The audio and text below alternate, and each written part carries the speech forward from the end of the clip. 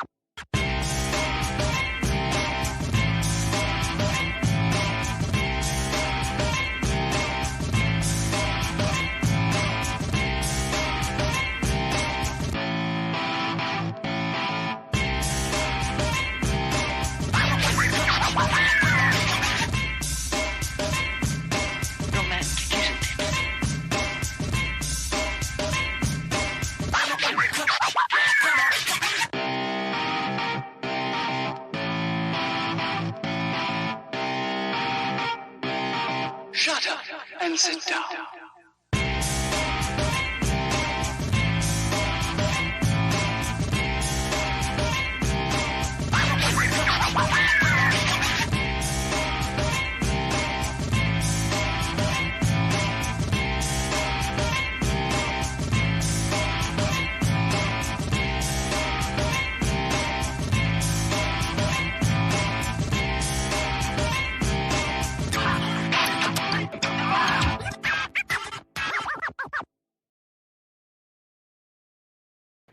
Hello, good evening, and welcome to another episode of Build, Paint, Play. I'm Dave. Greetings, programs. I'm Jake, and today we are joined by Mike, they're over here, Mike and Dan from the Nova Open. Woo!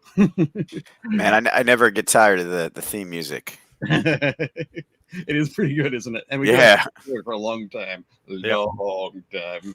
I'll wait for people to join us. Speaking of people joining us, Richard Ralph was here nice and early, so thanks very much, Rich. Luis is here. Greetings and salutations. Welcome back from your glorious journey to the world of Nova. It is almost like another world. I mean, it's weird also because it's in the District of Columbia, which is technically not a state. So it's like, where were we really? No one knows. It's a swamp. Yes, we were 100%. Liminal It's space. so humid and sweaty here. And I was like, well, most of Virginia is a swamp, and DC was basically extra swamp. And they were like, we don't want this. You can the government can have this. Extra swamp. Extra swamp. It's liminal space horror for sure. Yep, definitely. And we've got Alan here from New Zealand. Welcome all. A nice breezy Wednesday here in New Zealand. Alan's in Wellington, which is permanently breezy. That's been my experience. Super Dan Osborne is also here. There we go. Welcome programs. Proof that Jake is an AI. It's greetings programs. It's from Tron. Get it together, Dan.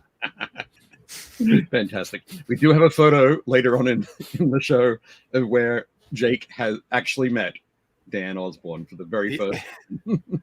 The running. So I don't know if Dave told you this. The running gag with the show is that the two times we were supposed to have Dan on, I wasn't available. So the first time we had it all scheduled out and I couldn't make it. So it's just Dave and Dan. And then the second time I was going to miss a show and he was like, oh, I'll get a guest host. And it was Dan. So then I'm going to be gone. I'm going to be gone in 2 weeks and we have him scheduled to be on, or it's next week now. Next week. But so we were talking about the schedule and I was like, I'm going to be away that week. I was like, who's the guest? He's like, it's Dan Osborne. I was like, of course it is. Like, That's awesome. Awesome. And Calvin Only has joined us as well. Welcome. We will be having more folks join us as the evening goes on. I think normally we would do the sort of what have we been doing this week in hobby. But this week in hobby, I was at Nova. Yeah, all four of us were. That was our hobby this week. Was definitely being at Nova. Instead, we'll do a quick. Get you guys to do a quick introduction.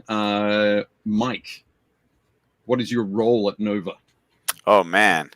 Well, I think technically I'm the art show and staff director. So my job is to make sure the staff is taken care of and organize that, and to make sure the art show has what it needs to thrive.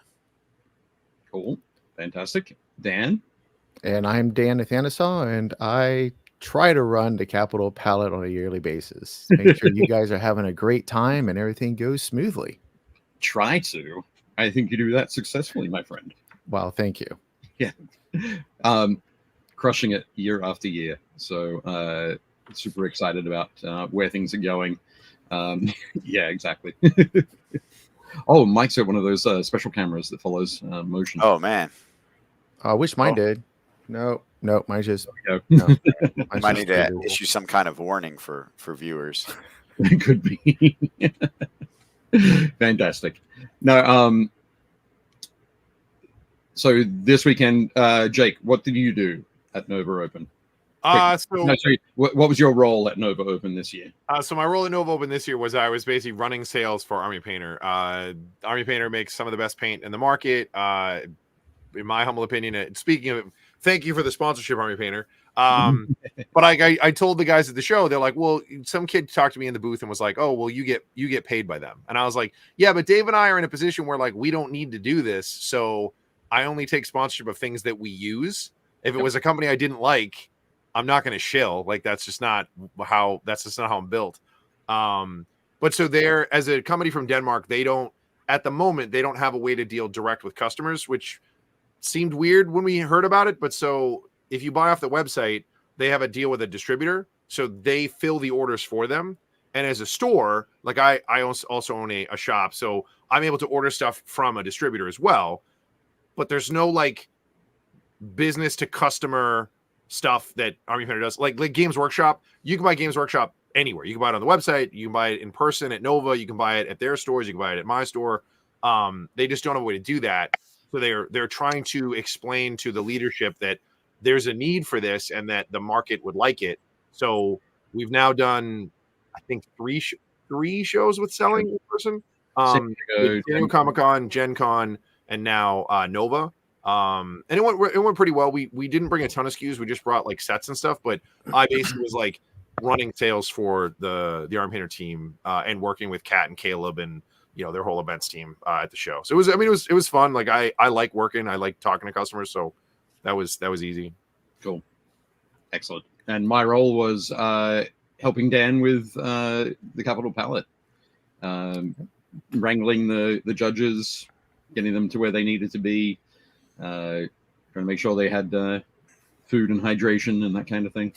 Hydration is important for sure. Oh, yes, it is. Yeah, so I think everything went, as I said, I think it went super well. It's very successful.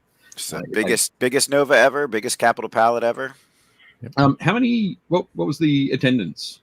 So we're still that data is harder to get than you would think because of the way badge software works. But somewhere we think around the 3,700 mark, which is up quite a bit from last year, and certainly up from the COVID, pre-COVID days.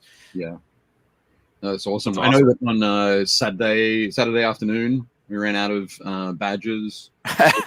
We did. We ran out of badges, which is crazy and indicative of an increase in day trippers from the local area, which is really cool. And then actually, luckily, we have 2 other conventions that we partner with to help in like a kind of like a staff and knowledge exchange. We have Richmond Open and then Captain Con up in Rhode Island. And in this particular case, we used their flyers and folded them over and put our printed badges, stickers on them, and they turned into our badges.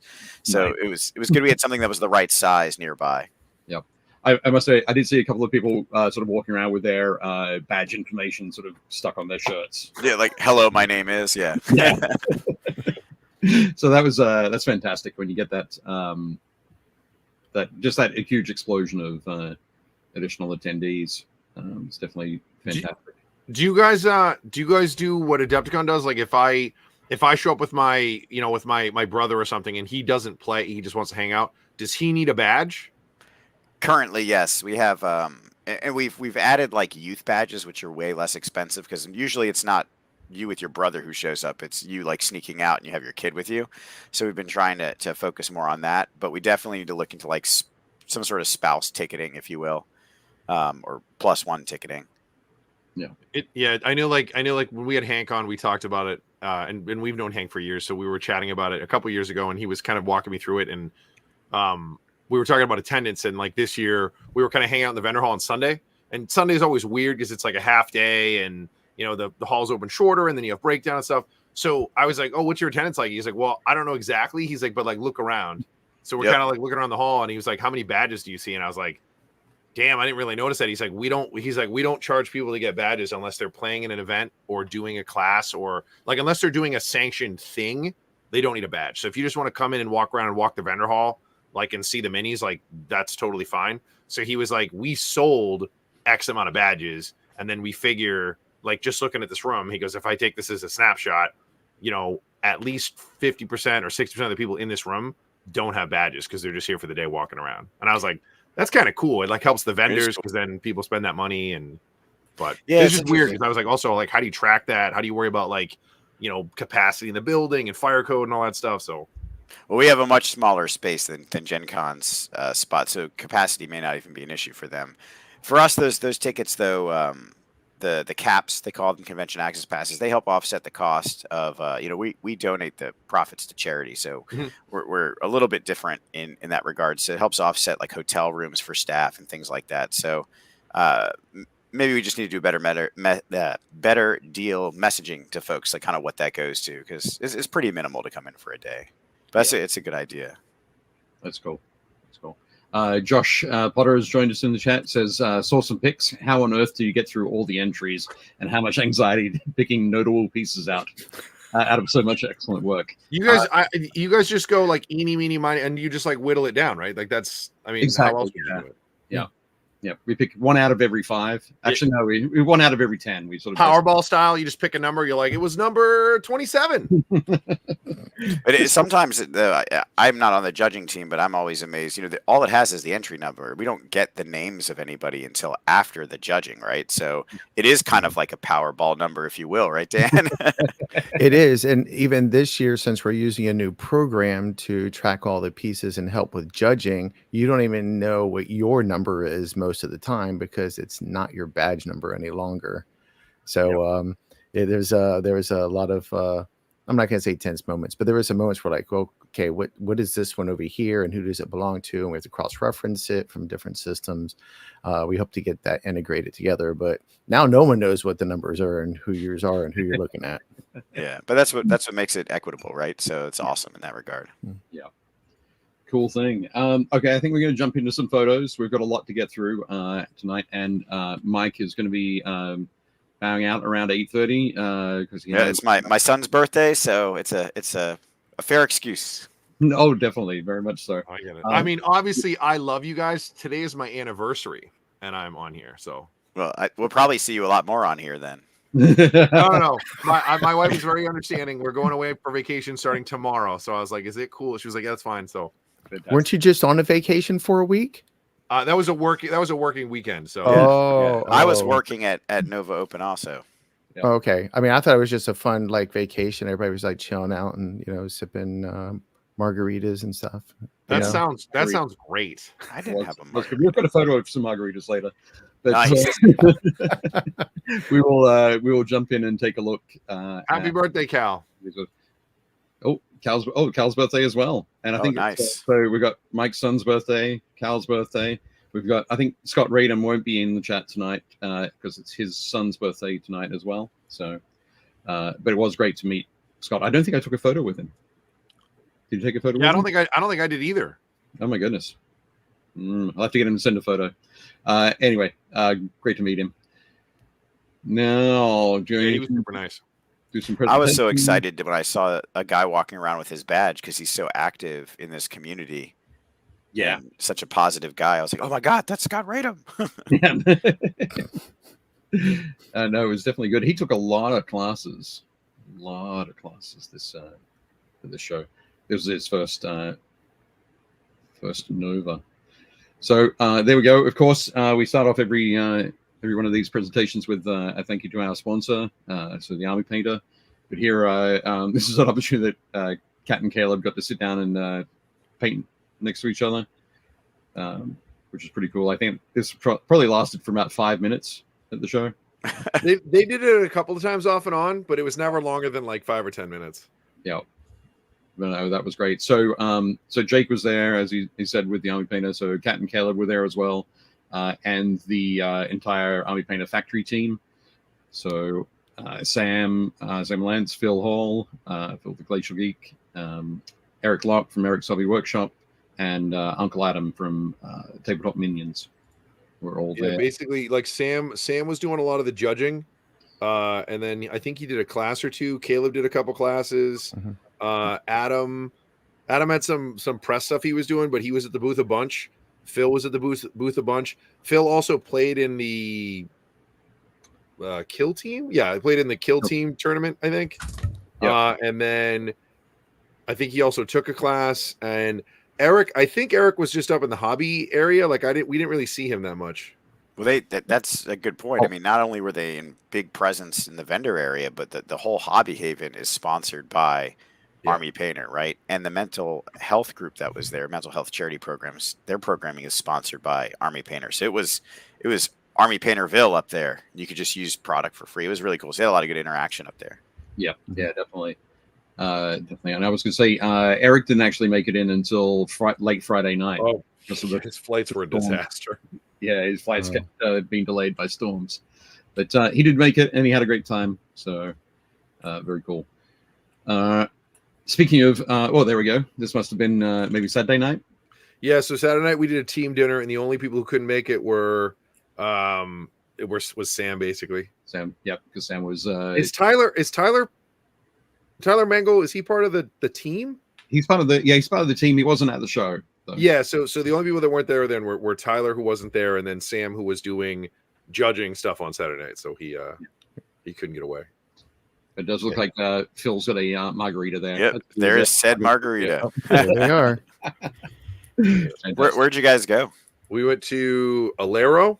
Oh yeah, that's it's like a couple blocks away. It was good. Like it was a super college atmosphere this night. We were all kind of laughing about it. We had a great time. Phil is great. He's like super exuberant and like really fun to talk to and hang out with. Adam busted out his little like pocket digital webcam thing and like had it at the end of the table. He took the super cool video that's like you can program it on your phone and it like the camera pans and it takes a photo every 5 seconds. And he did that one in the hall, and then in this one he did like a stop lap or a time lapse photo where just it scanned the whole room at like super speed, and it took like 5 minutes to do it, and then he played it back. It was really neat. Like that was fun to hang out with everybody. So yeah, and the food was great. The food was awesome. I didn't include that video in the show, Jake. Yeah, I don't even know if there's a way to, but it was great. I figure that Adam will work it into one of his videos coming up. But yep, so very cool. Had a lot of fun with the Army Painter team. Then Jake, you did a little bit of wandering around DC. I didn't. This was like in my Uber ride from the airport to the hotel. We literally stopped right here on the lawn on both sides. So I like grabbed my camera and leaned out this window, and the driver was super nice. He put the window down, so I took this photo, and then I turned it this way, and he rolled the windows down. I took that photo. Yeah, so like literally that was while we were stuck at a light. Okay, yeah, that's right. I mean, I've been to DC like 3 or 4 times. It's been a while since I've done all the touristy stuff. It's been 25 years since I've done all the touristy stuff. But I think next year for Nova, I think I'm going to come down a couple days early and see if I can bring my wife and walk around and do like the Smithsonian and the Lincoln Memorial and maybe do what's the big fine art museum that's downtown? The National Museum. Yeah, we'll do the National Gallery and stuff. So that should be a good time. Yeah. So now you spoiled it. People don't know that there's like a main road going through the middle of the mall with traffic lights. It's supposed to show that part. That's how I had to drive to get to the hotel. How to go through it and drive by the White House and everything. It was quite fun, I would say. Not really. That's definitely good. I walked down to the White House again this year. Just one morning, get my steps in. But no, very cool. So it proves Jake was in DC. Photos. I was there. Picture didn't happen. Look at the size of my crowds. Right along. So Thursday morning for me was I took Val Bjorn's sculpting class. We'll talk a bit more about it next week. I'm going to show the model that I did next week when we're going to be talking with Super Dan Osborne about all of the hobby classes and the sort of hobby teaching offering at Nova. So you get to see all the things that went on. Is that your buddy who was in the Space Marine suit? Yeah. So it was crazy. Like he was already sitting there, and I didn't recognize him from the back of his head. And I sat down and said hi to Jason, and the guy next to me turns to me and goes, "Oh, hey, Dave." And I turned and was like, "Oh, hey, Drew, how you doing?" So that was cool. Very neat. But yeah, so that was fun. This is the first time I've taken a class at a convention for a decade. Oh, awesome. Yeah, the last class I took was with Roman Lepat in 2014. I think I took a class with Roman and a class with Victoria Lamb. So did Roman just make you paint a bunch of zombies for his last bite, or No, he hasn't been doing that for 10 years. Yeah, that's pre zombies. That one was Tyranids. We had to paint Tyranids for the last light. Nice. But no, that was great class too. Anyway, moving right along. Jake, you and I both took a lot of photos of the Lord of the Rings tables. Yeah, I felt kind of bad because when I walked through at night, like nobody was using them, and I was like, man, these tables are really pretty. There's like nobody on them. So yep. So Mike and Dan, did you get a chance to wander around the halls and check out the tables? No. I knew Dan would say no. I did. I was there for setting them up and taking them down and making sure the staff that was running them is okay. So Lord of the Rings is really cool. I think this is one of the biggest events in the world, and it's one organizer that does it. Devin Moreno is his name, and he makes all these tables and provides them. So one thing that's really cool about Nova is we don't really own terrain anymore. The community provides it in one way or another. So this guy's super passionate, and I think he would run evening events if he had like a clone. If he had another guy to activate the space in the evening time. But they are killer, right? yeah, some of these are great. Like this is obviously a table of like when the Westfold fell, or while it's in the process of falling. Yeah. Dan, I like how you're like, did you go by the rooms? Dan's like, no. I was like, Dan's like, there was a show going on. Like I didn't even know there was actually like events. Like Lord of the Rings is pretty funny because it is through the double doors, just at the edge of the horizon that Dan can see from his space station at Capitol Palette. So if someone were to open the door, he'd get just like a teaser, like, "Oh, please." I mean, I can see it, but they're just little tables. I just don't cross into that threshold of fun. Awesome. And I had to take this photo as well. That Orthanc there is 3D awesome. printed. yeah, it's 3D printed. And these are the more basic tables. These are using mats. Like they have quite a few that are actually built up. So it's a little small for the Orthanc too, but it's It was It's functional. It's functional. Okay. Yeah, exactly. It's like 3 foot tall. it's a token that represents the Orthanc. Yeah. You can just There was imagine. a cool. I don't know which ones Dave used, but there's a cool ice table that I think is just to the right of this table, and then there was like a Rivendell table, I think. Mm-hmm. It had like a bunch of like very elven looking buildings with like the whole balustrade and like the little bit of a waterfall and like a water features. It was pretty. They were pretty cool. There were some really good, nice looking tables. I think this was the next one though. Oh yeah, that's the Corsairs. Corsairs of Umbar. So I'm assuming this is Umbar. Yeah, and then you have what is that, like Lake Town behind that? It's just Yeah, amazing. yeah, I the wonder Lake Town how table many is cool. companies approach him to do like demo tables and stuff. Like it's wild. Yeah. So the Lake Town table is like super dense, and on all the water, there's a piece of paper that says water counts as frozen. And I was like, cool, so you can just run across the whole table. You skate across it. Yeah.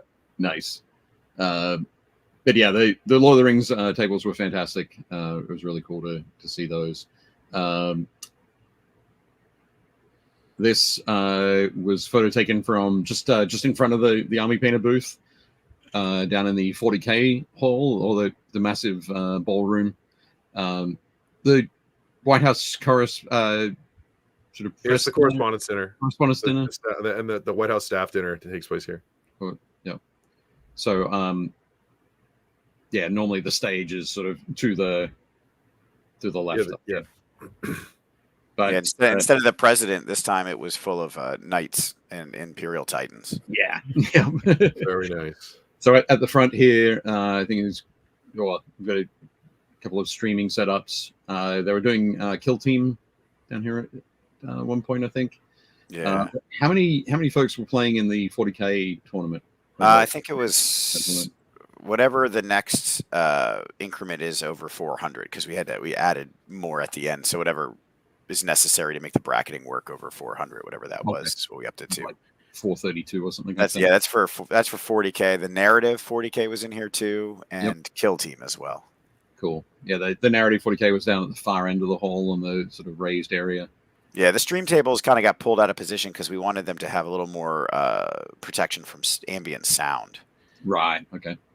Yeah, that makes sense. This room is so dim. Like it is so like just weirdly lit. Like all the cutouts in the ceiling are cool, but they're just ambient lighting. They don't really supply any illumination for the room.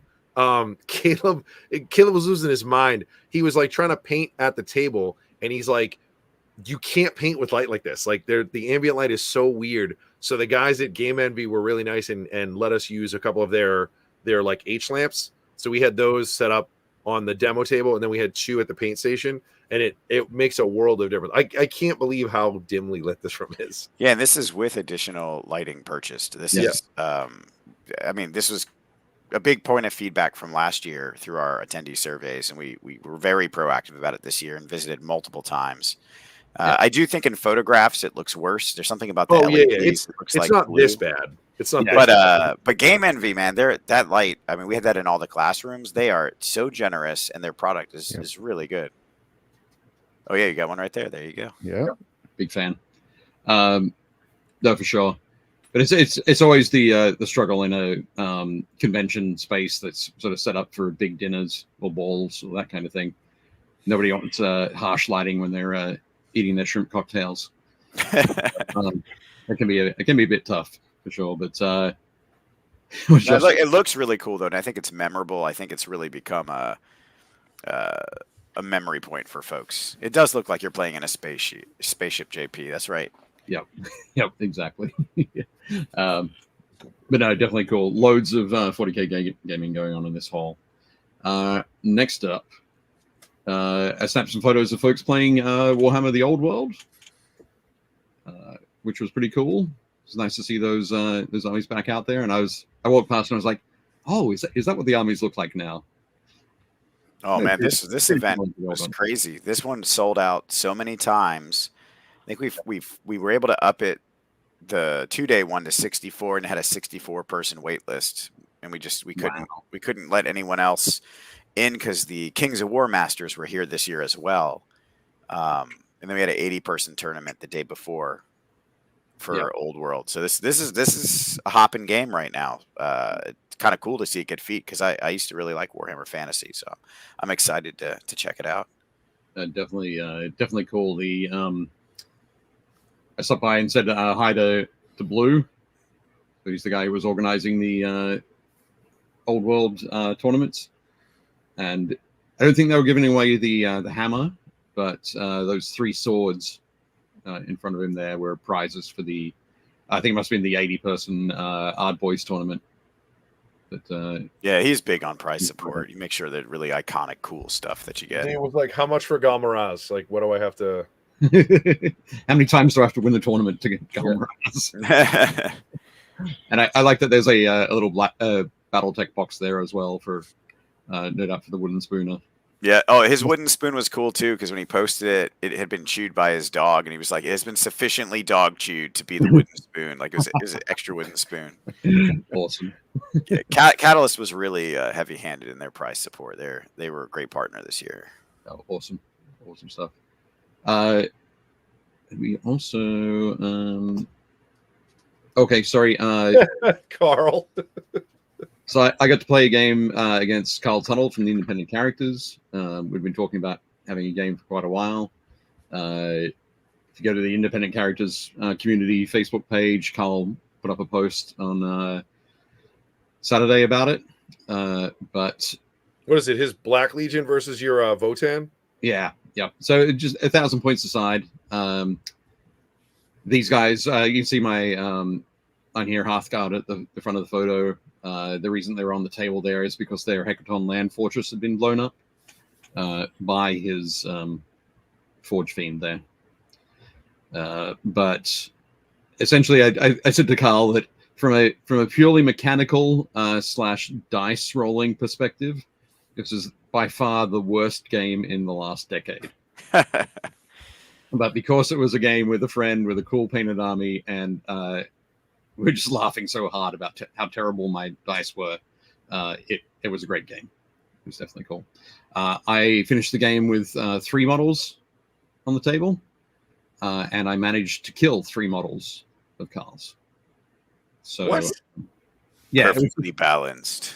That's like catastrophic, Dave. it was catastrophic. So here's an example. So at this point, in the next movement phase from here, my Einherjar Hearthguard, who are here, Yep. moved through this building, preparing to charge the Vindicator here. This Vindicator is the one that did most of the damage to my Hecaton. Did like 14 wounds in one shot. One shooting phase. But then when I assaulted the Vindicator, he overwatched. And I was like, okay, that's going to be fine. You're going to get maybe, I don't know, 8 or 9 shots. You're going to need 6s to hit, which is just fine, right? He rolled like 5 6s. Very close. Hang on a second. He rolled 6 6s. Oh my! He got 8 shots, rolled 6 6s, and killed like 3 of my guys like that. Boom. Oh man! Well, just know that there's some counterbalance coming to sometime in your future. So I'm hoping, yeah, I'm hoping it'll balance out. But it was a lot of fun. So shortly after, we played Unstable Unicorns. That's Up in solid the one. yeah, That's pretty good. The fantastic thing about this area this year, so the area that we're playing here was the vendor hall last year, but this year you guys switched it up, and this area was the board game area. So super cool. It's huge board game library that you guys have got, so people were able to sort of walk up, grab a game, and go and play. And there are a lot of board game like impromptu board game tournaments as well, that I thought was really cool. You guys had a lot of stuff from like it's our buddy Kurt Covert who owns Smoke and Dagger. Smoke and Dagger. So you guys had a Shobu tournament and a Boop tournament, and like those are both awesome games. Yeah, we work with a company called Double Exposure Envoy, who represents those brands, and they do like similar to what you were talking about with Army Painter. They kind of represent the distribution or the sales of those brands. So they give that stuff out, and they also do these play to win. So you just got to play the game; it's free, but then you can win a copy of it in a raffle the same day, which is pretty cool. They're not allowed to be sold. And we hosted a whole bunch of stuff up here. Like there was a beer tasting, there was casual Magic stuff. There was a whole bunch of unpublished games up here too. Minis games, like someone's demoing Trench Crusade. There's Jamie Dagger. She was demoing her new game, Siren's Watch. Just getting some beta testing up there. Yeah. And that's about it. Owen, yeah. Owen Rera, who was demonstrating Sunshard. We're going to have Owen on later in the year as a guest to talk about that game. Those guys are great. His team is great, and he really takes the time to make his demo tables attractive and pull people over. This is a new one for this event. Yeah. So yeah, it was definitely super cool to see. You can see in the background there the tables sort of being set up. This is around lunchtime, I think. So I was mad I didn't get to see his table because he sent us photos of it like 2 weeks ago. Yeah. And I was like, oh, yeah, we'll definitely go see it. And then every time I was done with the vendor hall, I would go over and he would already be folded up for the day. I was like, man, I didn't get to see it. No. Well, he was really gracious. He worked his demo, and then he also helped out at registration. So he was really, really generous with his time. Yeah, Owen's a great guy. Definitely.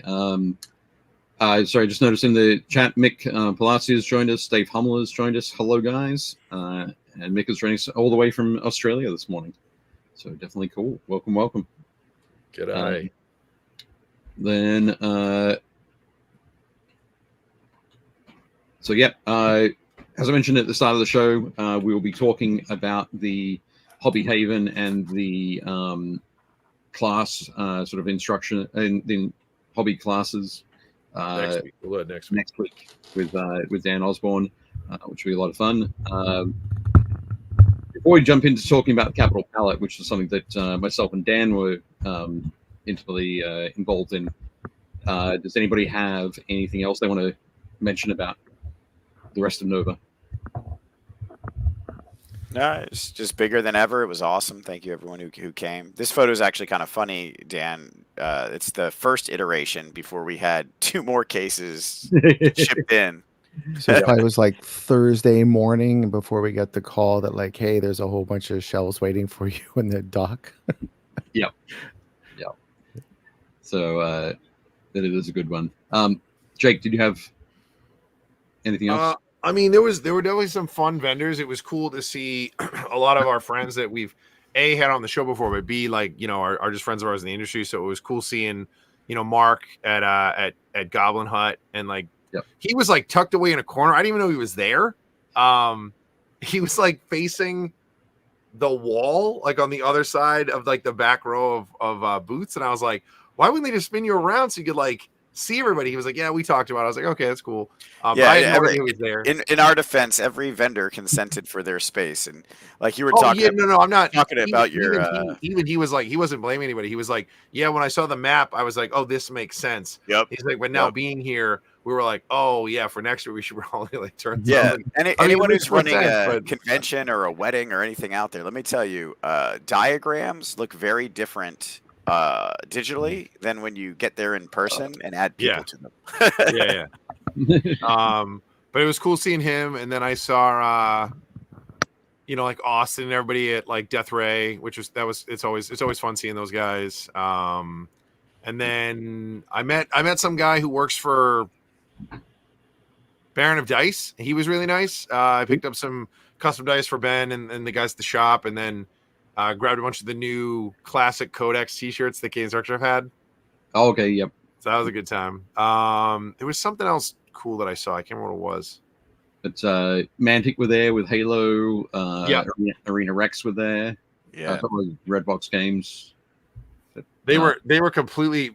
Mantic was completely sold out of Halo. Basically, going in like they sold out Saturday night. So Sunday, they sold out during the day on Saturday. So they had nothing to do on Sunday other than like hang out and tell people about it. Like they couldn't. There like, were we don't have anything to sell. Quite a few vendors actually sold out and just took Sunday off, which was pretty cool. Yeah. Neko Galaxy and Natalia's sculpts. I can't remember the name of it. I'm so sorry, Natalia.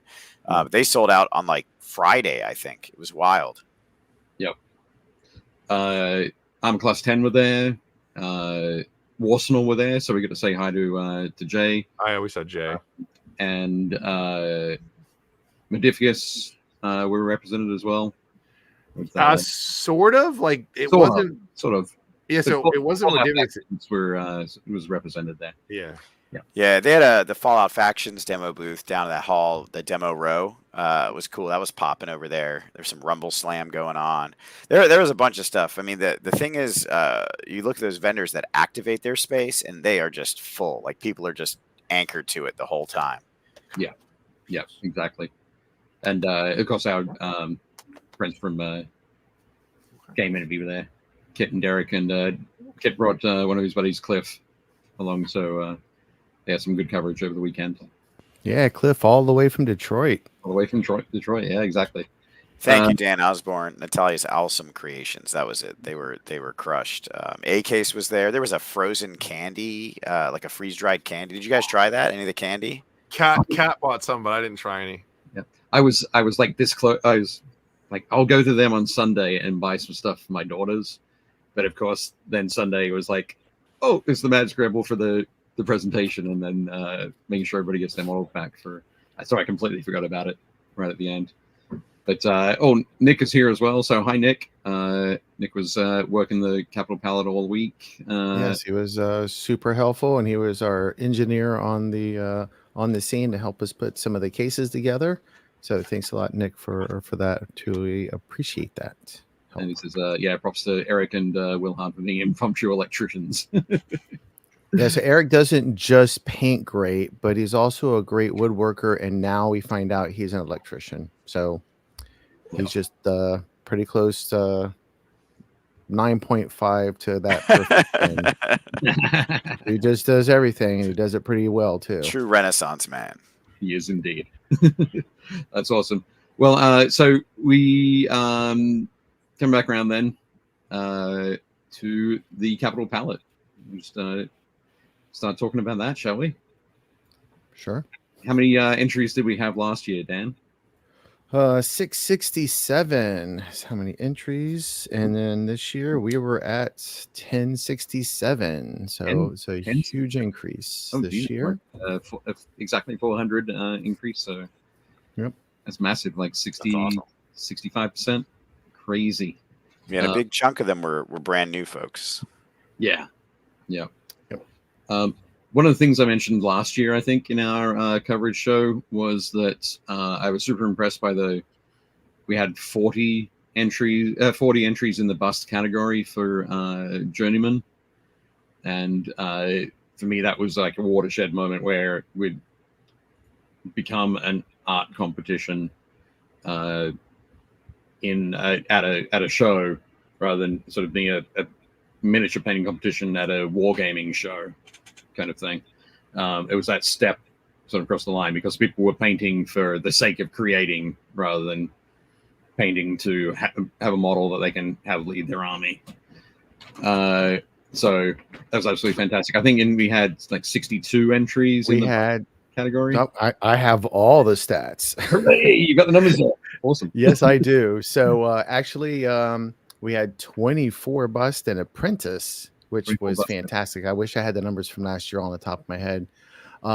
Bust, we had 65 for journeyman and only 62 for masterclass. So you guys need to pick it up a little bit. Absolutely fantastic. For me, that's the indicator. It says people are coming to the show to paint minis. So we were all hanging out talking about like the dots and stuff and how you guys sort stuff. And it was really funny too, because half the judges I talked to were like, I don't know what the dots mean. So like Eric on the last day, Eric told us the red dot means it's fragile. Yes. If it has a gold star. So this year we had to try to figure out how to annotate how we were going to hand out finalist pins because we didn't announce them this year. So I know a lot of folks were talking about like, hey, it was really, really short this year. We didn't see, some folks have made a comment about not seeing enough medals, but we took a whole entire category out to save time because, this is a new gauge for us. So we're trying to figure out what to do, and the best way for us to annotate that was to have a star on it. So the gold star is finalist. The light blue was for us to annotate that were the youth entries because we needed to track them separately since those aren't purchased. There could be some purchased ones, but a lot of those are part of the Kids Hammer events that we have. So they paint and they play some games, and this is for the younger youth that we have. And we needed to be able to track that on paper, so we didn't have to go around. So those are those colors. Yep. We had some ideas about some other ones in the past. We used to do those, but we do have colored cards for those. And Yep. Eric doesn't need to worry about that too much. We just tell him what to say. Here you go. There was one we asked Sam. Sam was like, "Oh, I have no idea." Yeah. And then we asked Eric, and Eric was like, I know what red is, I know what gold is, and it took him a few minutes. And he was like, I think it's kids is blue, and I was like, okay. Yeah. Yeah, but there's like, keep in mind they have the whole judge team, but Dan also has a whole team of people that are like handling the minis, moving them to the judges, photographing the mud. So it might be too much of the what's in the sausage for some of the judges because they're just seeing the sausage. Yeah. Tasting the sausage. Yes, thank you. Yes, but absolutely, there was no intent to be obscure at all. We wanted to show. Oh no, yeah, like I said, we were just like, oh, what is that? So, but no. So just so everybody remembers, red was fragile, blue was youth, and gold star, which you would have seen after this Saturday night judging, was finalists. So those folks who got finalists, their pins were handed to them as they were getting their miniatures back. So And now that you've put it on the internet, we have to keep that now. We can't We change do. it. Oh, man. We were just using whatever stickers Dan had in his pocket. Lint and Add all. more next year. So I got some spare ones from my kids went to school. So we just use those little rainbow ones and pink ones. what we'll do before the show next year, we'll have a show ourselves, and you can call me up beforehand and let me know what colors the stickers are going to be. Yeah, we can do that. We can do that. Because there's no need to be obscure there. No, we're not trying to. Yeah, we're not trying to like get people excited about that. It's really for us to be able to market and see it very easily, so we don't need to move a lot of things around. Yeah, exactly. I just want to say hi to John Brader, who joined us. Hi, all. Just wanted to stop by and say thank you for everything you did for the community and painters at the Nova Open. So John is also Imperial Terrain. So if you Big thank you to John, because we couldn't run a lot of our Star Wars stuff without John. So yeah, thank you. there's some fantastic STLs that are available. But go and check those out. But John's a great person too. Very cool. Okay, we've looked at that photo for long enough. Here's a shot of most of those 65 bust entries in the I journeyman. see Phil's in there. Yeah, which one was Phil's? So Phil has the Dark Angels Dreadnought with the laser beams coming out of it, stepping on Oh, the Rex Sentinel. This is the first time Phil has ever entered a contest, and he was confused because he put it in Journeyman, and he thought, reading the instructions online, Apprentice says, "You're new to miniature painting," and he's like, "I've been painting minis for years." So he was like, "I thought I was supposed to be in Journeyman." I was like, "You probably should have been an apprentice." No, he didn't read the rest of the sentence then, because it also says if this is your first art competition. Yeah. That's all right. We let Phil anyway. If this is your first night, you have to fight. But yeah, no, it's definitely cool to see that he had the piece in there. My favorite one in this case, it got covered up. It's behind the sign in the bottom left-hand corner. It's the whole lance of clan mechs that all have elementals like jumping off of them. He did a whole like moonscape. I was like, oh, that's really cool. I like that. Awesome. I don't know that I included that photo. I think it was slightly out of focus. That's all good. Yeah, it was it was so far down. It was but it was really, really cool. I like that. Excellent. Cool. There are some shots. So this diorama here, I think it's a diorama in the diorama section. It might have been in the unit section, but this was an example of this is one of the other things I think we had a lot of in our apprentice and journeyman categories is folks who started painting like 3 or 4 years ago during the sort of fierce moments of the pandemic, and they had a bit of time. They were able to spend sort of a lot of time checking out YouTube videos and really upping their game pretty quickly. But yeah, I think this one was somebody who's, again, their first painting competition. And we have a special rule that if you win a gold in a particular division, you're ready to move up to the next division. So nice. all the folks who won gold in Apprentice will be competing in Journeyman next year. All the folks that won gold in Journeyman will be competing in Masterclass. You should get a medal just for using confrontation models.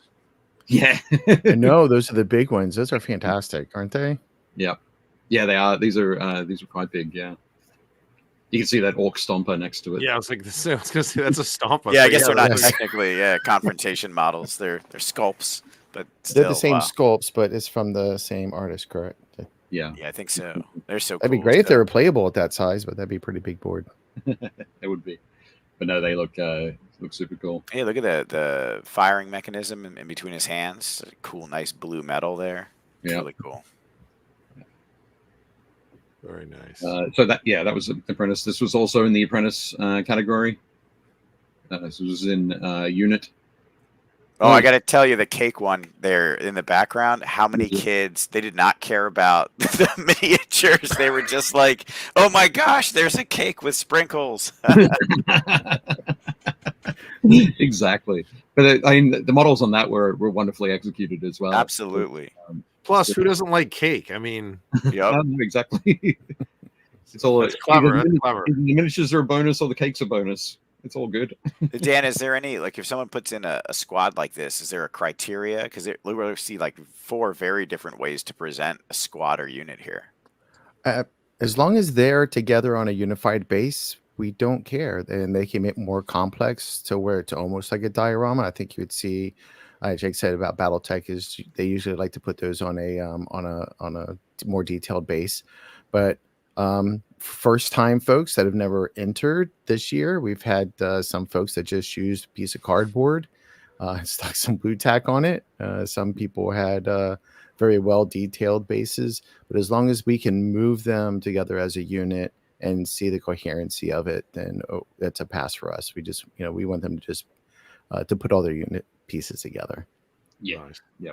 It's it really is for handling. We don't want to sort of have 20 models in a unit and have to handle those all individually when we're doing the judging or the photography.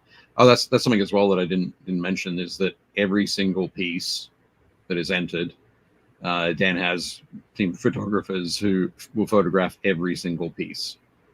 I'll have to remember that for next year. I feel like the cake move is solid, but instead of doing a base cake, I'm gonna do a real cake and have the top tier like a wedding cake and be like, oh, this cake is for the judges. So like you can judge it and take the things off, and then the judges can eat the cake. They're gonna make us have to expand that whole rules. The cake entry, the cake no category. No edible pieces. Yeah. The fine print just got longer because of Jake. Minis or cake.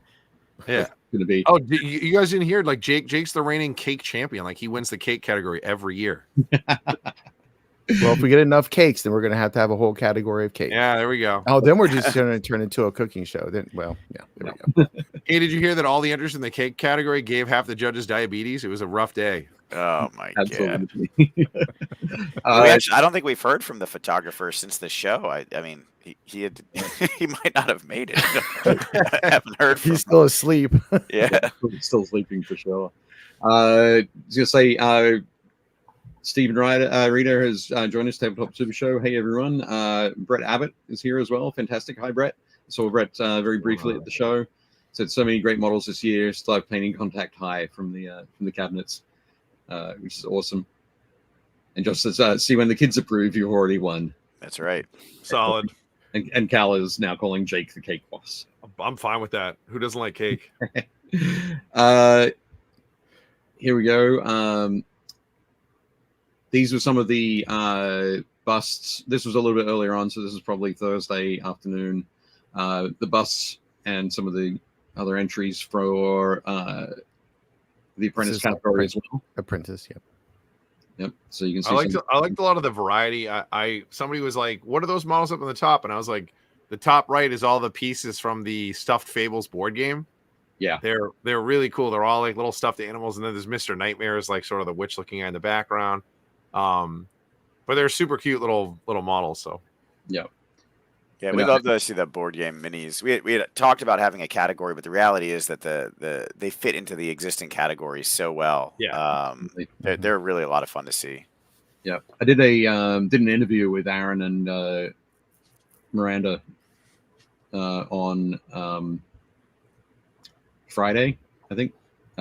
Basically to go through and talk about the rules and talk about where things sort of fit in, and how if you're painting up, you've painted a model for your adventurer in a D&D game. That's a single model that goes in the single model category.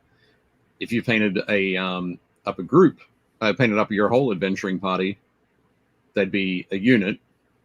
And if you took them off their bases and you stuck them in a dungeon fighting a gelatinous cube, that's a diorama.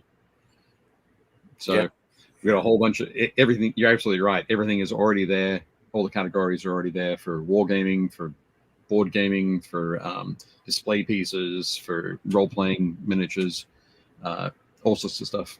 So yeah, and they don't have to be game pieces either, because we had, we try to open up a little bit more for the historicals. So you don't really play with those. Those are really display pieces, and we had quite a few of those also.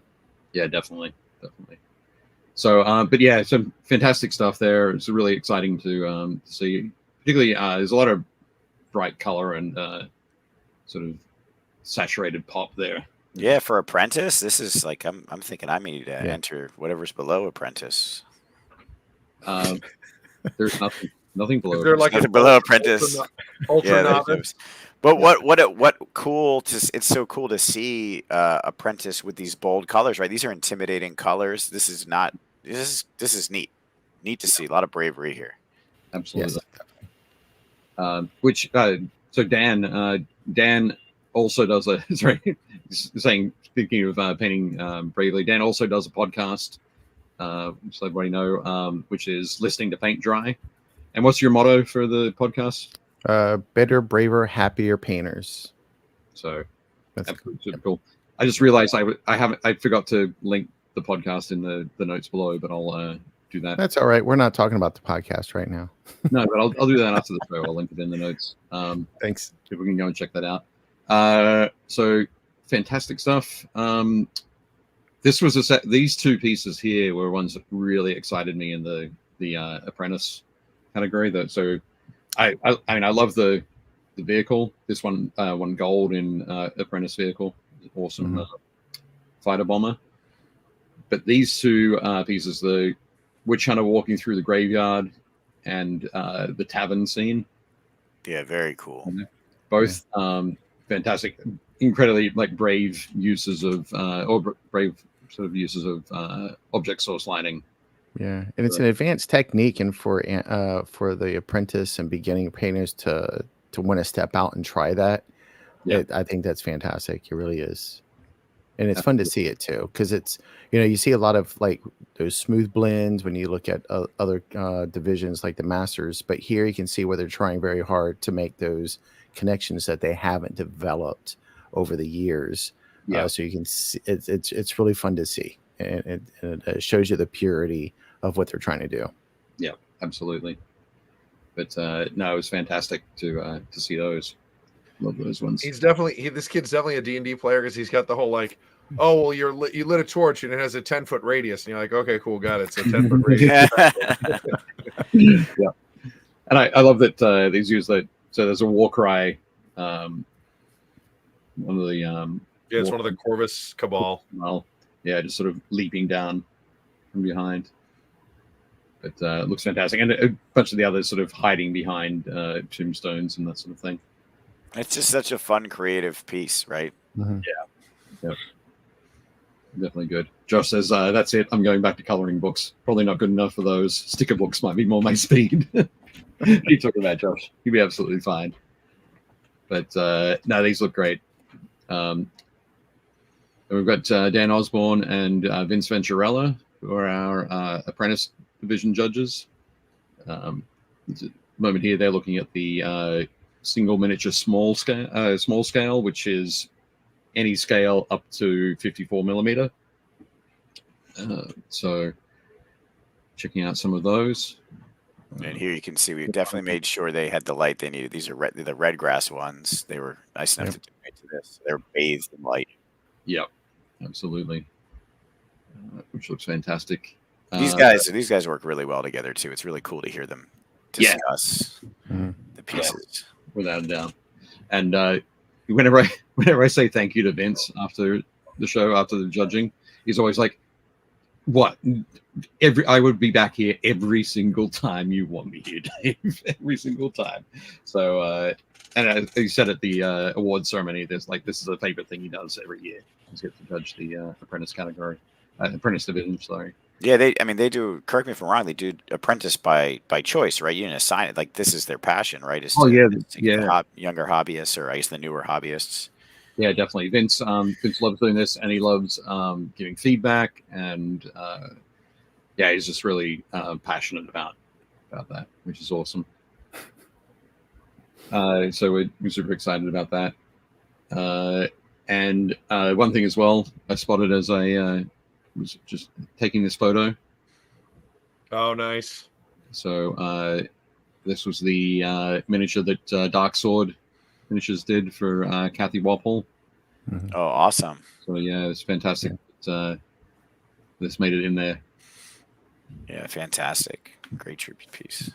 And her stuffy. Yeah. Yep. So brilliant stuff. thank you to whoever entered this this piece. Super cool. So yeah, Apprentice division, absolutely awesome.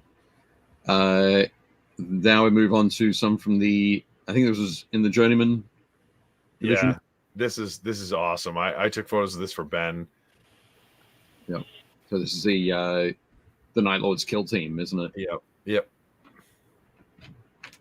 Absolutely fantastic. And for those who watched me on any sort of streaming before, you'll know that I am always a big fan of the blue and orange combo. So I've done a fantastic job with the color choice for the background. It just works. Dan, this is our biggest. Journeyman's the biggest division, right? Yes, by far, it's our biggest. Yeah. So it was roughly 500 entries this year. 550. Let's see. There's Well, you're looking for that though. The looks about 450. If I can go to another screen, I can probably figure all that out. Cool. But yeah, I think I just love the I love the models for this, but I think yeah, this artist has done some great work on that. Yeah, these looked awesome. Those the photos do not do them justice. Yeah.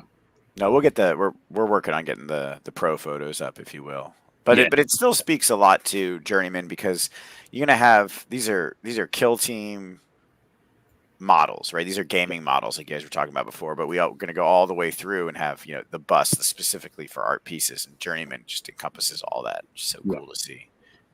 Yeah, definitely fantastic. I've taken the time to go through and create that composition on the base. Got that leader at the front on the on an extra tactical rock. Yeah, and whatever those like weird plant gribbly things are, tentacle plants, I don't know. That's awesome. Yeah, over here and here. So it's, yeah, some sort of deadly alien chaos world. It's yeah, beautiful work. And I'm glad you got a shot of this one, Jake. It's cool.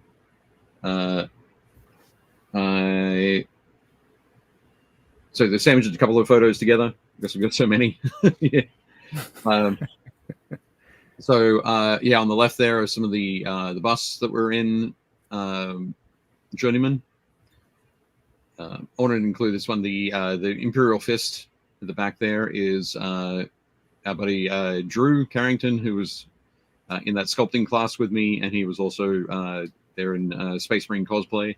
So definitely cool. He won a bronze with his with that Space Marine bust, the Imperial Fist bust there. Nice, congrats, Drew. But yeah, that's the demon at the front. It's absolutely spectacular. They're all fantastic, really. That's Apprentice or Journeyman? This is Journeyman. We're in Journeyman. Okay, yeah, it's like, well, the light play on that. Some Apprentice is coming hard. Yeah. Oh, also, Journeyman's going hard. I was with JP losing hope again. Fantastic. Mark Henry has joined us. Hi, Mark. He said, I cannot fathom how much time it took to judge all of those all night.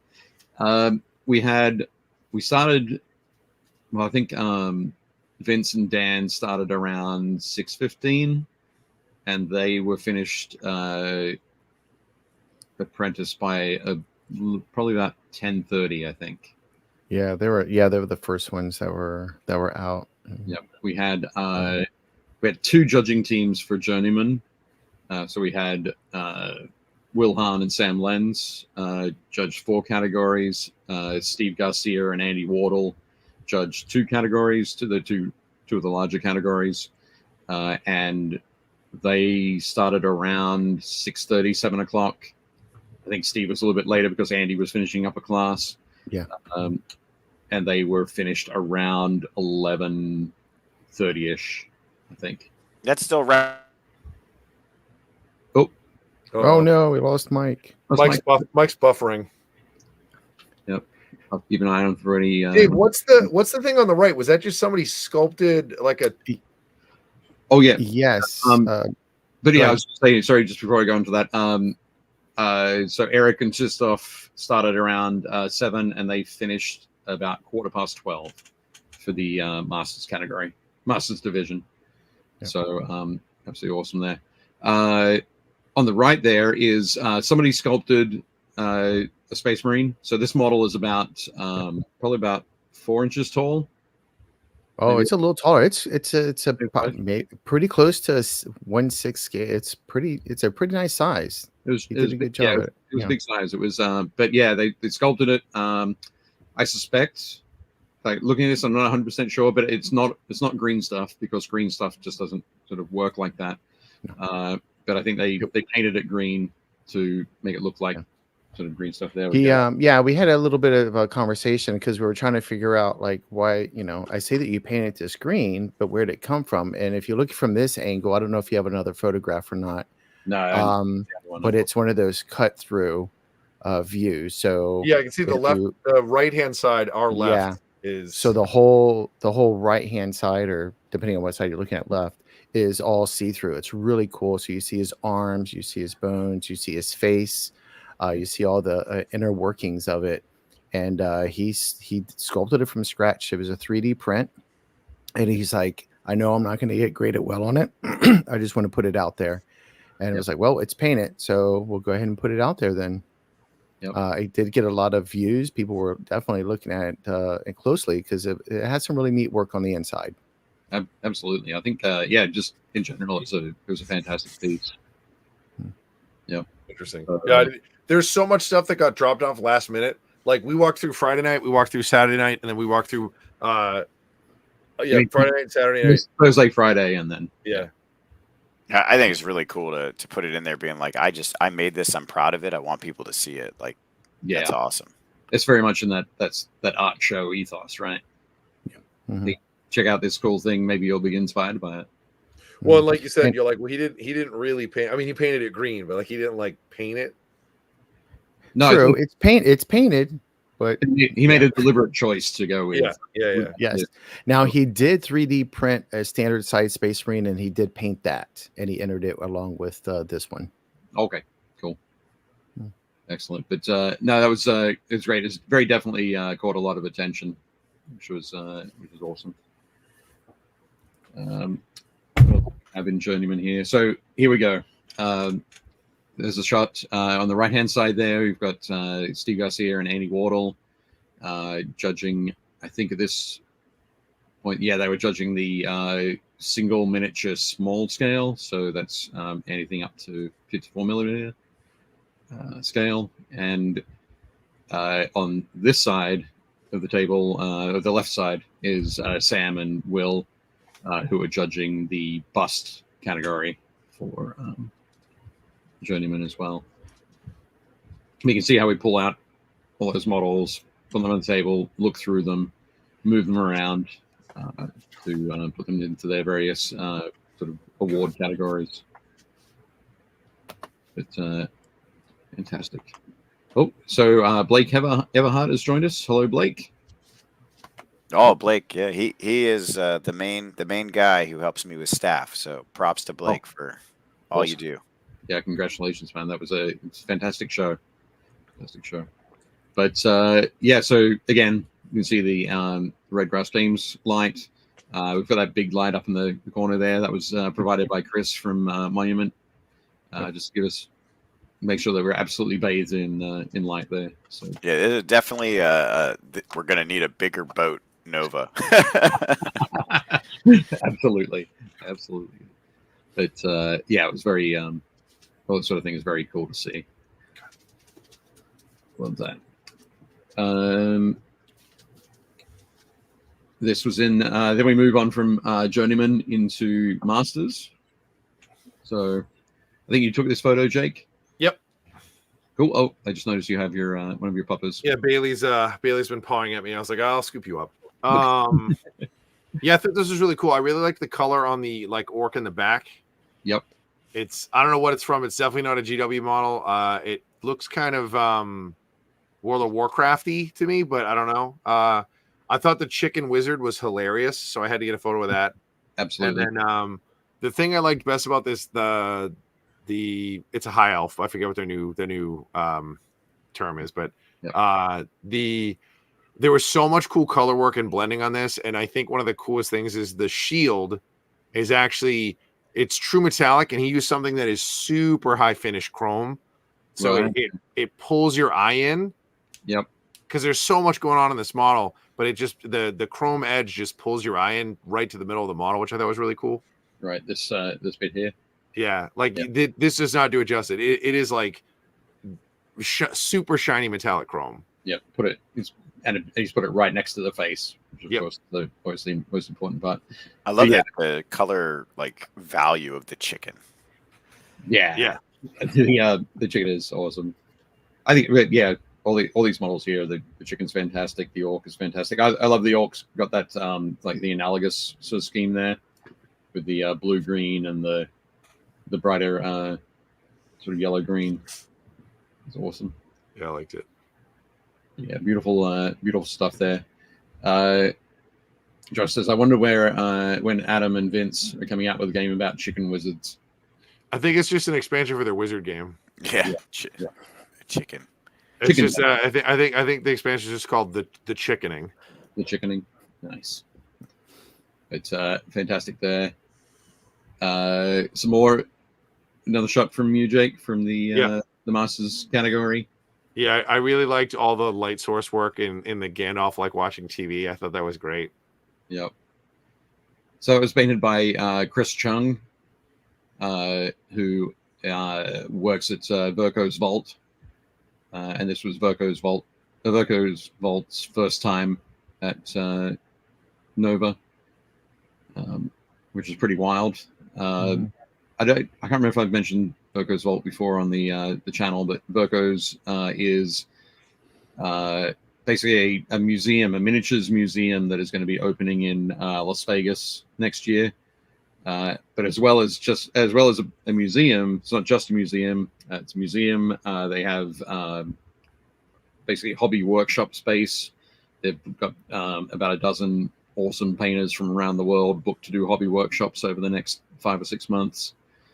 They are working with their friend Charity, who is doing organizing all of the hobby stuff for hobby classes and so on for the Las Vegas Open, and they've been doing some fantastic outreach as well.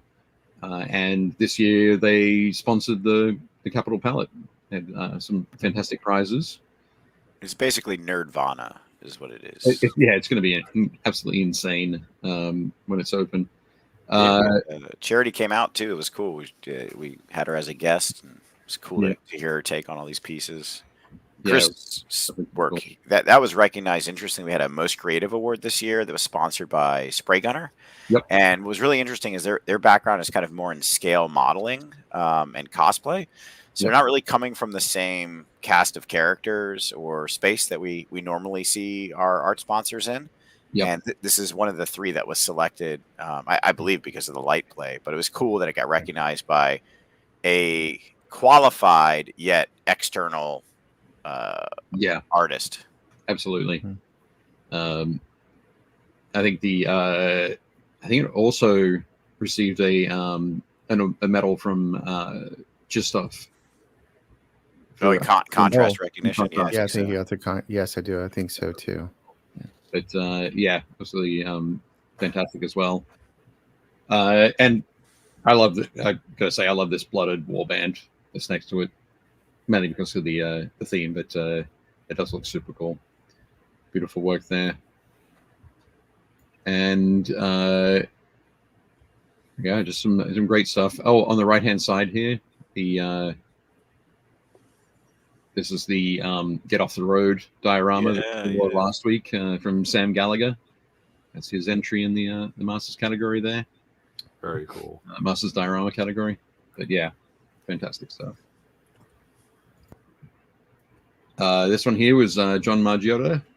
I loved the limited palette.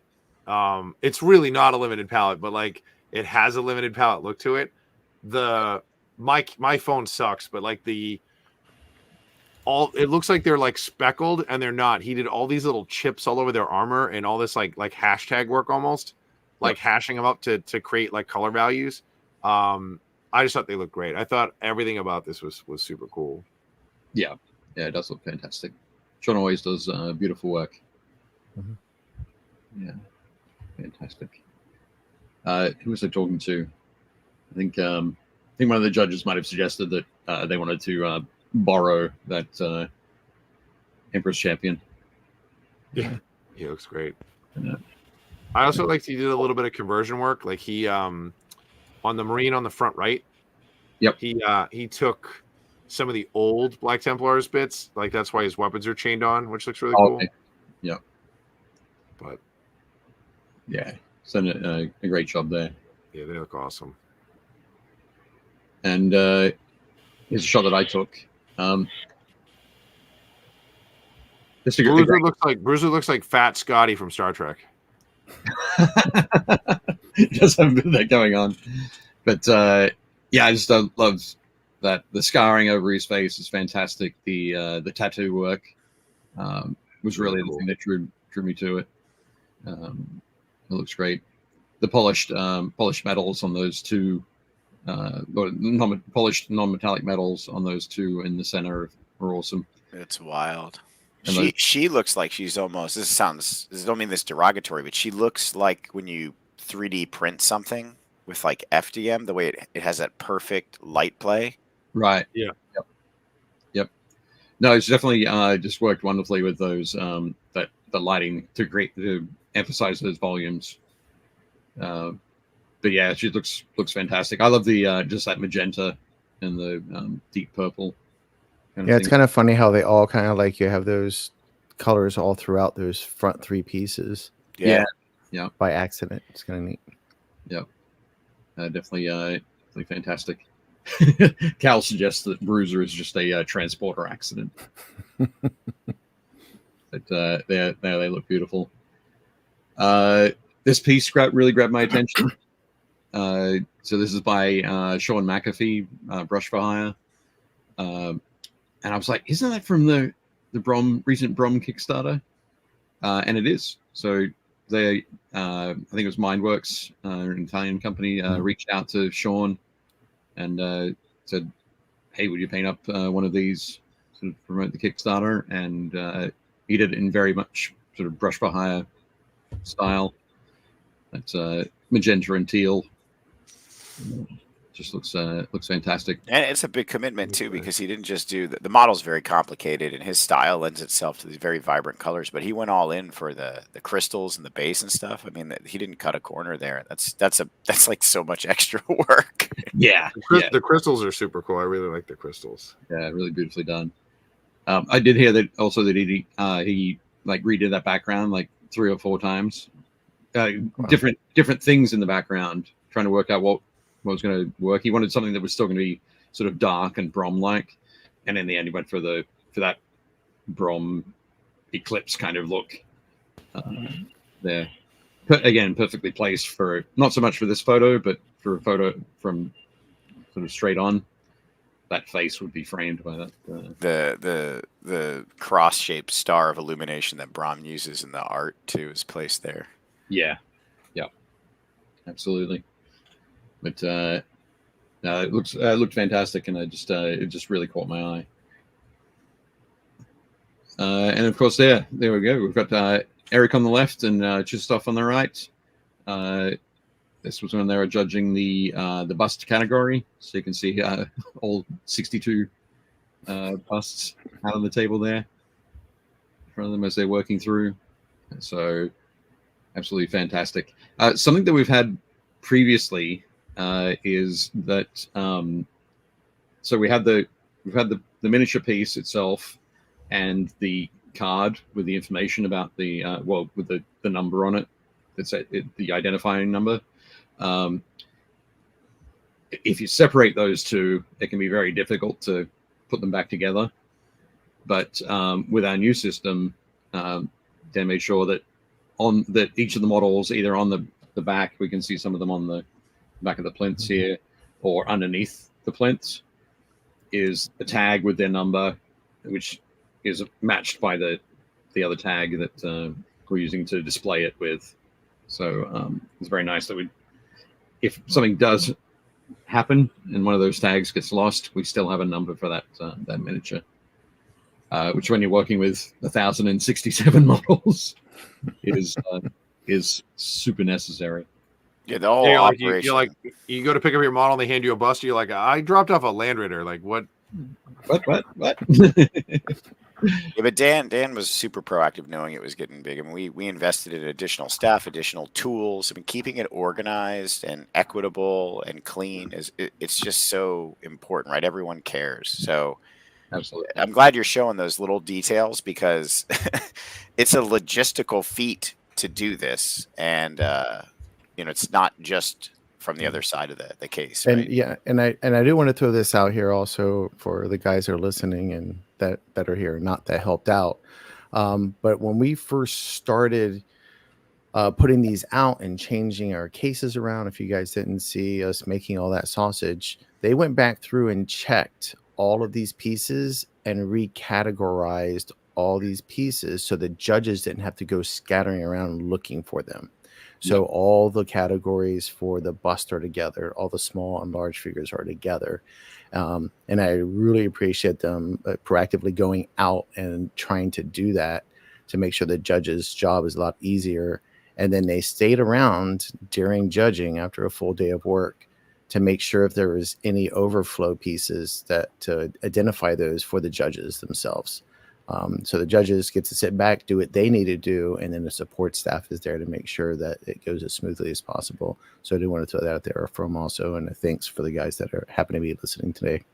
Yeah, definitely. I think, everybody put so much work and effort in. And as you said, Mike, it just shows how much we all care about making sure that this is a wonderful competition to enter.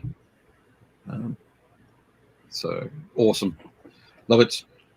Next up, I think I have, so we've got 10 minutes before you've got to out, Mike. We'll get, I think we're almost towards the end there. Oh yeah, this one. I got in touch with Chris Surrey today, and he sent me some photos. So this is the piece that won fan favorite. It's because of the Bulldog. The Bulldog's the best. Exactly. The Bulldog is absolutely awesome right here. Chris has been working on this piece for over a year, on and off, not full time. But yeah, an absolutely awesome sort of take on like an Alice in Wonderland kind of feel. Yeah, it's super cool. This was not only amazing and clearly fan favorite, is Yep. that's voted on by those QRs you saw. The attendees can vote on that. But I saw him just sitting at a table. He had like pizza in one hand, and he was like literally using his thumb, the artist's thumb, as like his palette, and like touching this piece up. And I couldn't believe that someone would be so confident, or I guess competent in their skills, that they would be touching it up like that. I could not believe it. It blew my mind. Yeah. No, Chris's stuff is fantastic.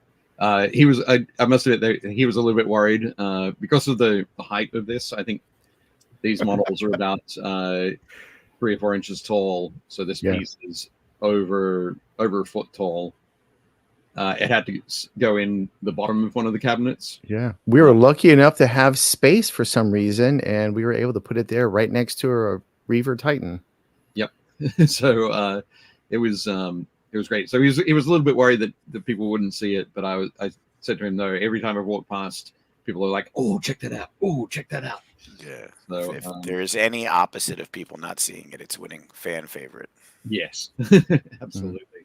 But this is a gorgeous piece.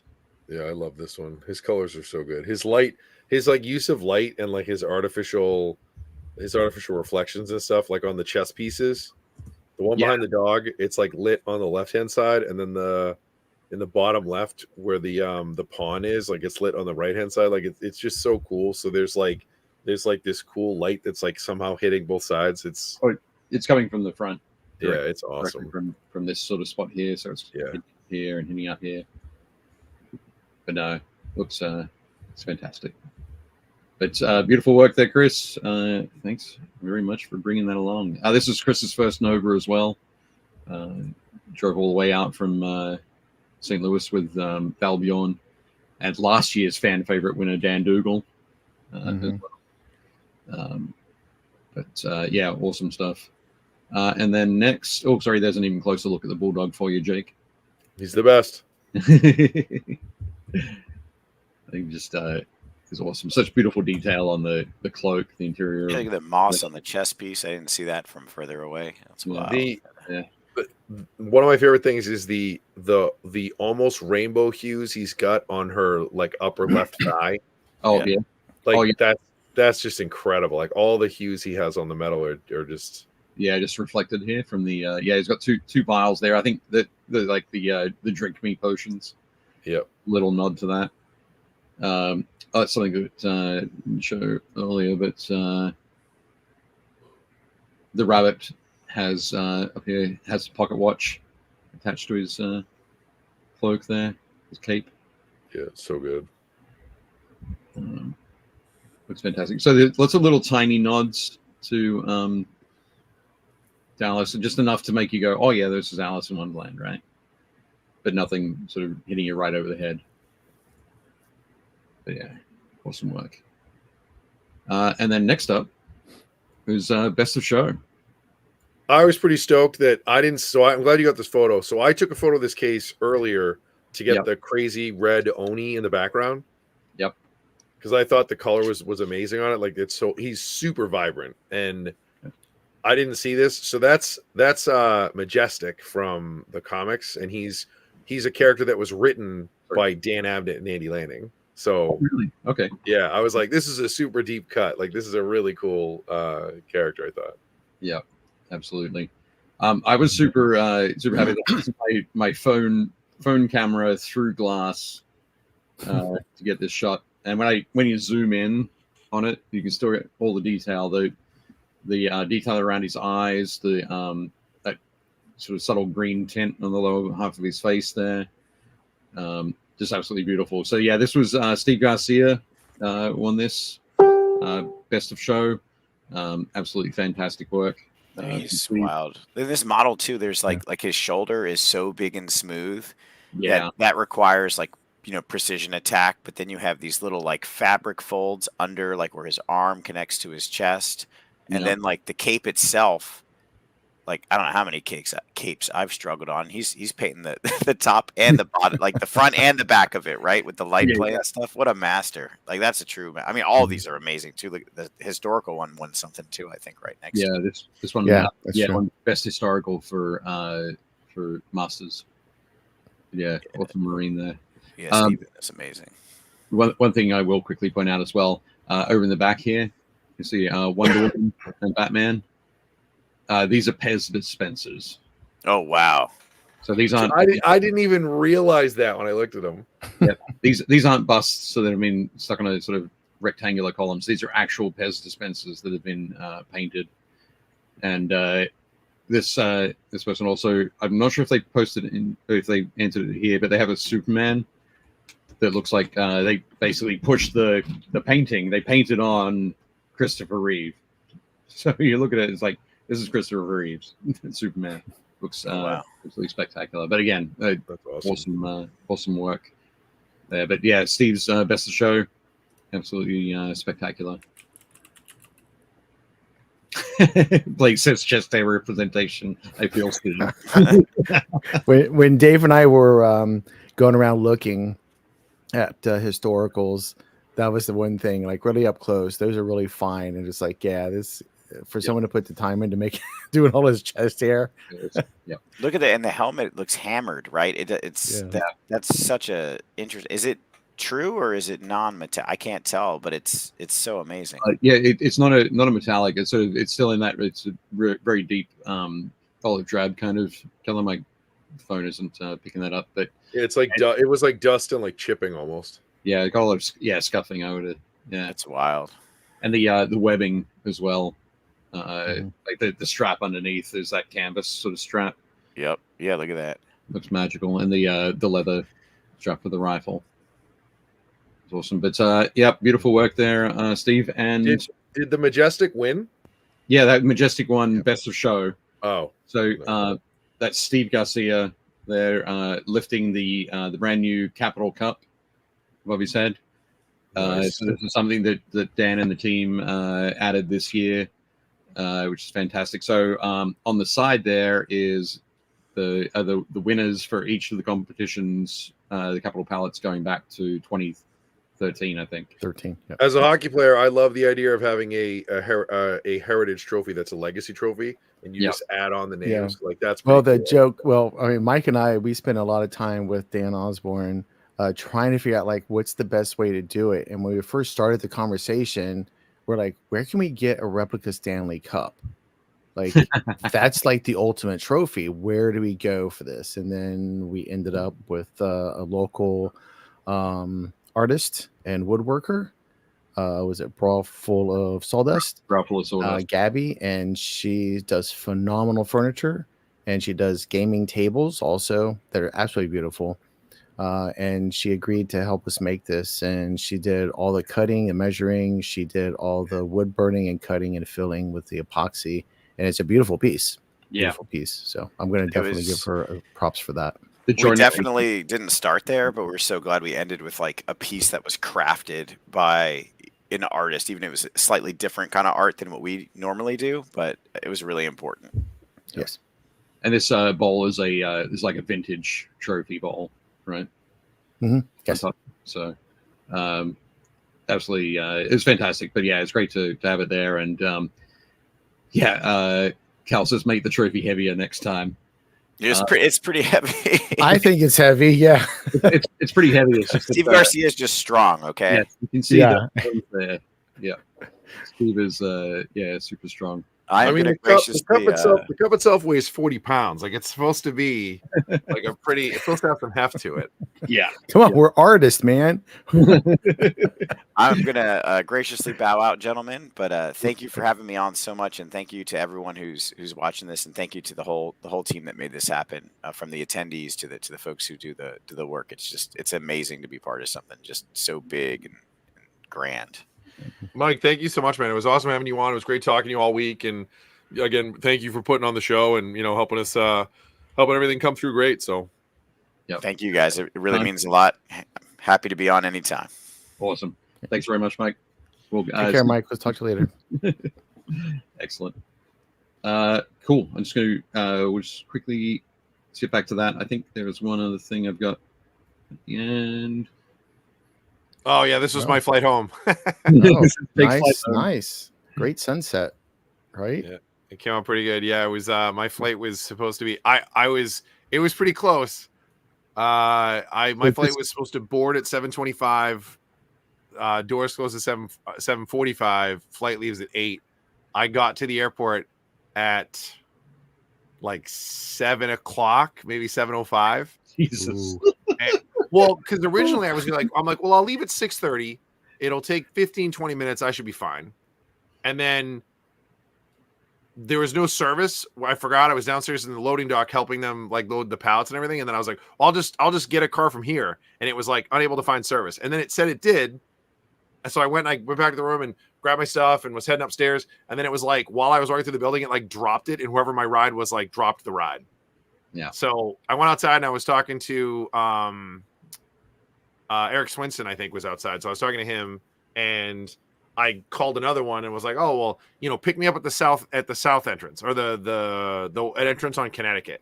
Yeah. And I saw the guy come up, and then he pulled into the front. So I had to like run up around the building and like flag the guy down, and I get in, and so we're driving. But instead of leaving at 6:30, he picked me up at like 6:45, maybe 6:50.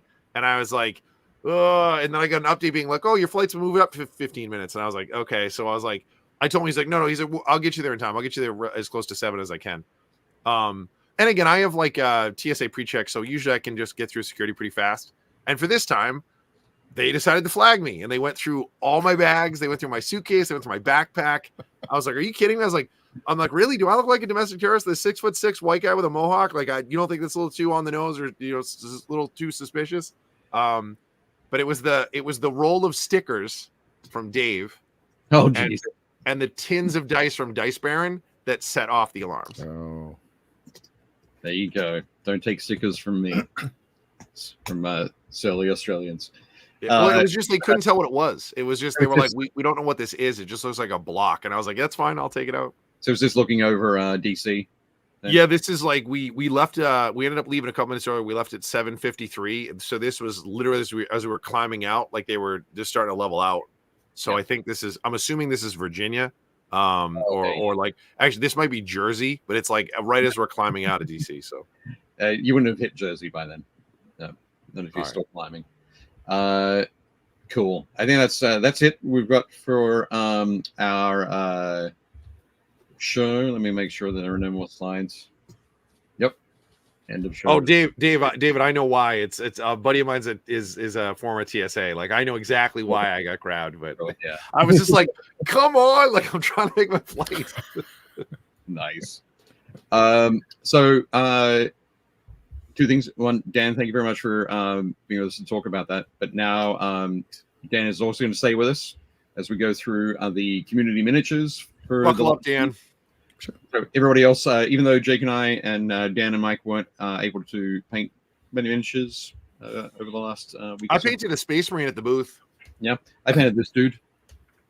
Very nice. I converted this guy like 10 years ago, but finally painted him for my inquisitorial retinues. But now we have the community miniatures, and I will have that ready in a second. Here we go. While Dave is teeing this up and walking us through, if anybody who's listening to us or watching us for the first time, make sure you guys do all the stuff. Like, subscribe, hit the bell, leave a comment. We got to outsmart the algorithm so Dave and I can keep doing this. We appreciate you guys doing that. So, This thing is rad. Yep. Cool. Adam did such a great job on this thing. Like the colors are great. I don't know what other photo you have, but he did a top-down photo. Oh yeah, I got that one next. Yeah. The values on the blue and the gold he did are amazing. But he said he did what, like 11 freehands on this thing? I think so. Yeah. It's crazy. Just quickly, Brett Abbott says, "Don't take candy or stickers from weirdos at cons." That's Brett. That's solid. Those are words to live by right there. Words to live by for sure. And Goblin Plays It says, "Great work. It was their first Nova and first painting competition. Thanks for making it great." You are totally welcome. We love doing it. So yes, Adam's night here. That's the top-down view. Oh, dude. This is insane. It is absolutely amazing, isn't it? The shoulder plates are great. You got the eye on one and like the scarab on the other. I told him this looks like it belongs on either the cover of Iron Maiden's Power Slave or like any Journey album because they all have the scarab beetle on it. Like, right. Yep, absolutely. And as Dave says, that's epic. And Cal says some words we're not allowed to say on the internet. He said, "Holy shirt." What are you talking about? Holy shit. Okay, my bad. But yeah, fantastic work, Adam. Looks great. Yeah, this thing is nuts. Beautiful. Awesome. Adam, you've done it. You've achieved peak painting. You have ascended. Alan Borthwick. I think Alan's still listening, hopefully. But yeah, painted up this set of the Gallo Dark terrain for boarding actions. I just did that wonderful the low light look. Yeah. So it's got a variety of sort of greenish tinges to the actual to everything that isn't a glowing screen, and then those glowing screen. He said the painted the most of it back in March, and then was just until he finally had that image in his head of how he wanted to do the green screens. I really like this too because like you could have a whole table of this and it's not distracting. Yeah. Like there are some people that like do the chrome on all the door handles and paint all the different screens and all the different lights, and I'm like, it's just too much. Like having this, like you could have a whole table of this and it looks like a board. Yep. Excellent. Oh, and there we go. Alan says, "Yay, just eating lunch while watching." So nice. Very cool there. Yep. 3 more sets of Into the Dark to paint. Yeah, much easier. But no, that's absolutely fantastic, Alan. Looks awesome. Those are great. I would play on that table. Let's play some Space Hulk. Yep. Alan also shared this model. It's fantastic. I can't remember where you said it was from, Alan. You'll have to let us know. But it is cool. I don't know what it is. She does look awesome. Is that the game that Jeff plays? Which is, oh god, I don't remember the name of it. I don't know. Do you recognize it, Dan? No, I don't. I think Archon. Oh, it's from Archon Studios. Okay. Okay. Cool. We're out of Eastern Europe, but no, beautiful work there. I think Mhm. her clothes, that sort of burgundy look, is just awesome. Really beautifully done. That's great. And the final one that we're going to show from Alan. Alan, this weekend was also at a convention. This is the local convention in Wellington called Call to Arms. Nice. Oh, sorry. Just to go back to that one quickly. This was for his 5-year-old's birthday. She picked the colors. Cool. Very nice. Excellent choices. Let her know that we love the choices there. Awesome. For sure. But yeah, Call to Arms in Wellington is a great wargaming convention. It's been going for a long time now. I know it was going when I was living in Australia, but We got to send these guys some battle mats. See, Yeah. I see a lot of bare tables with terrain on it. I don't know. I think they got mats there. It's yeah, you'll have to zoom in a little bit. But there we go. Call to Arms, 180 people. So a nice manageable size. It's a cool building too. A lot of natural light. I like that. Yep. There we go. Oh, there were the bare tables are kill team boards. Okay, right on. Yep. I'll allow it. Nice. But yeah, so Alan was working this show as said it was the registrar, so checking everybody in for it. It's great stuff. It's always good to be involved in your local conventions. Make sure you go and do it. Without folks like Alan and Dan, they do not occur. Moving right along though, Amos painted up another mech. What's this one, Jake? So this isn't BattleTech. He said this is called. I think he said this is called the Paladin or something, and it's from some other company. It's definitely BattleTech-y. This might be from. Oh, give me a second here. I forgot his name. It's a commission piece for a small company that deals with battle mechs. Okay. If this is the Paladin, I think it might be the Paladin 2.0, I believe. But if you give me a moment, I can get you the name. I got that guy's name. His name is Bobby. AT's been messing with a lot of like post like effects and stuff. So it's like the background and like the laser beams and smoke. Like I love it. He's doing a great job. I do like the smoke wafting from here, but the paint job is great as well. Yeah, it's awesome. I just love that sort of warm gray and blue. I like the crazy sci-fi like lens flare. So he's got the green laser and then like all the rings coming towards us. I was like, oh dude, Joss Whedon to be so proud. yeah, for sure. But no, Amos did a great job on the paint job. So you can see that excellent damage on the shoulder panel here and on the knee. But great work. Cal painted up this sort of Naga Hydra. I think he said it's a Naga Abomination. Naga Abomination, right? But yeah, very cool. It's if it's a Naga Abomination, it's like a weird like monster you can fight in D&D. It's like the part of the Naga subgroup, and very cool. Looks really cool. That sort of brassy scales, those brassy scales on the back look super cool. Yeah, it's very like comic book villainy with like the copper and the green. Yeah, like I actually never thought about that as a comic book villainy thing, but you're right, totally right. I think there's a guy one of Spider-Man's villains. I think is part of the Serpent Society. I think his name is King Cobra, and his colors are very similar. It's like he has like a green stripy bodysuit, and then he has like the Cobra hood and like the backs of his hands. It's all copper. Yep. Green Goblin's kind of got that look too. Yeah. Yeah. No, awesome work, Cal. Very cool. Oh, Rita says that's a TPK monster, total party kill monster. Yeah. I will. We got this. I would keep away from them in that case. Josh also says that's a no run away. No step on snake. No step on snake. Chris Gorka. Dude, Chris has been killing it with all the Star Wars stuff. Yep. Looking great. So this is is this in the Inferno squad? Yeah, this is the new Inferno Squad. But yeah, these look. I like the ultimate Space Marine guy on the right with he's got the heavy blaster, and then he's like, "Nah, son, I don't have time," and he pulls out his like Stormtrooper blaster to smash somebody. Yeah. And having those like the ammo pouches. Yeah, the extra power packs. Yeah, on the shoulder there is pretty wild. Yeah, it's neat. But they look great, Chris. Really nice. He gets such a great, almost like powder coat look on all the armor. Right. Yeah. Like it has that like powder coat. Like a buddy of mine does like professional like motorcycle dipping and stuff, and it's like he does what's called a powder coat. So it looks metallic, but it also looks like it's super dry, and right. like Chris like nails that effect on like all their armor. Yeah, exactly.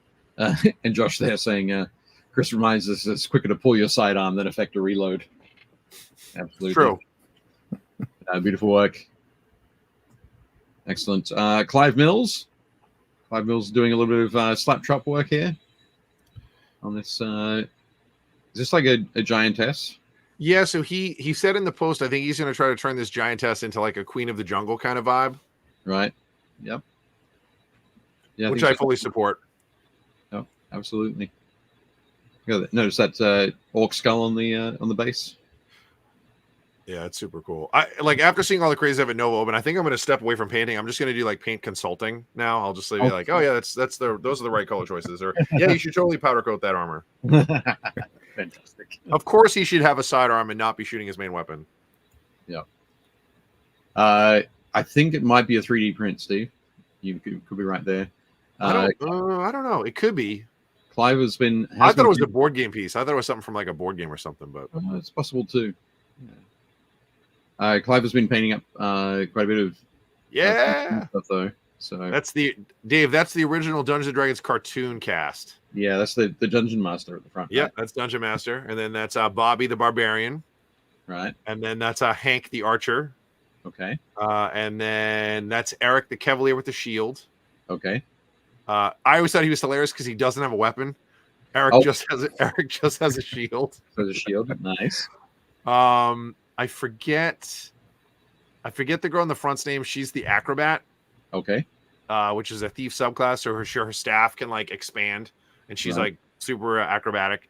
And then I want to say it's Simon is the wizard, and he goes by, his name is Presto, and he basically like pulls stuff out of his hat. Like he doesn't cast spells, he just pulls stuff out of his hat, literally. Right.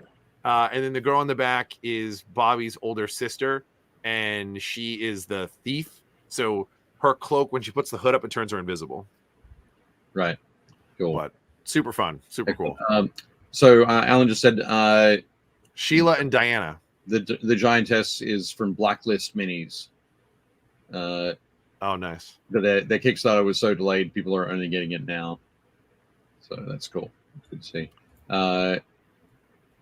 Yeah, Sheila the Thief, Diana the Acrobat, Presto the Magician. Yeah, I think Presto's real name is Simon, but like he is Presto the Magician. Okay. The only thing missing here is Uni. Uni is a baby unicorn that they find very early on. It becomes like Bobby's like pet. Okay. Cool. This is great. Heavy Spartan tank. Great work, Clive. Very cool to see all those. Yeah, Sulin has done some awesome work on the Spartan. It's Ultramarine Spartan. This tank is such a beast. I love this thing. Yep. They're like, what is it? You're like, it's like when you order an Uber. This is a Land Rover, but it's a Land Rover XL. Right. Yep. Have you painted any vehicles recently, Dan? Battle tech, if that's considered a vehicle.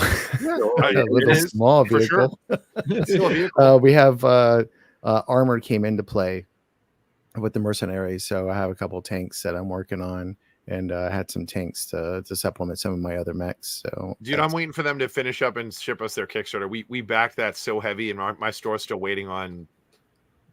I thought the stores would get them a little sooner than that, but I think some might have gotten just because they had a huge issue with their shipping for like stores that had really big, like we're one of the biggest accounts, and we ordered a ton of it. It just hasn't arrived. So yeah.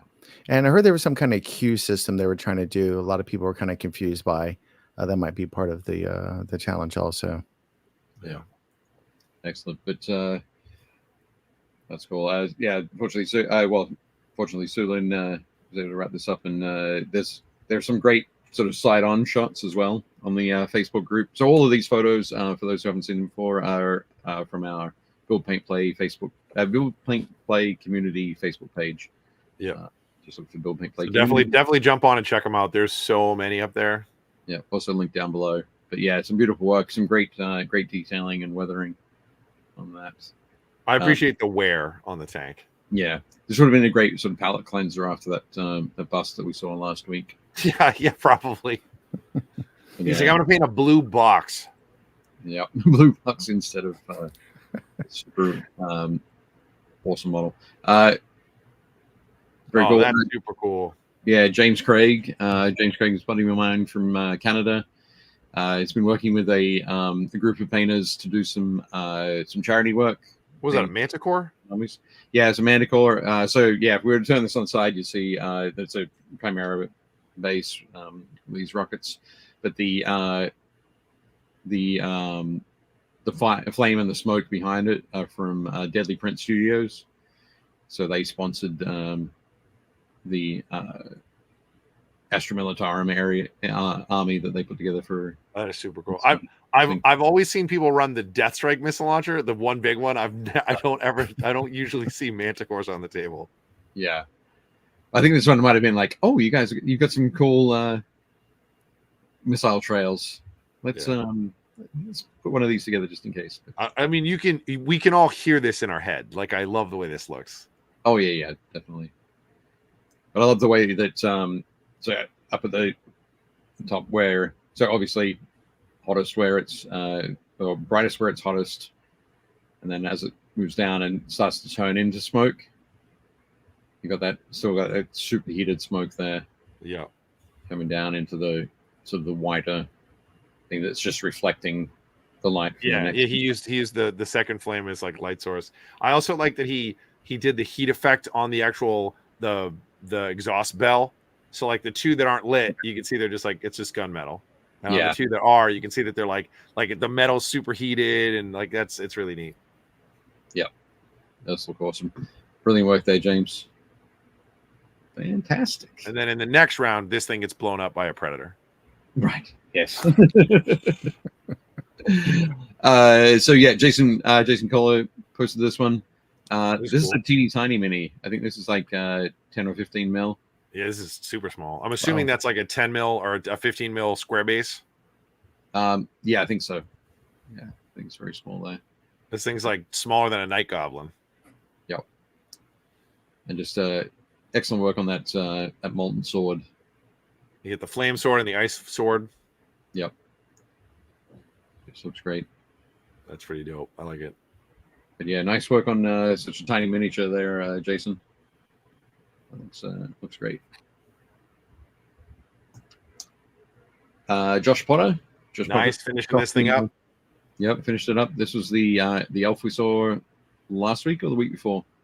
Can't remember.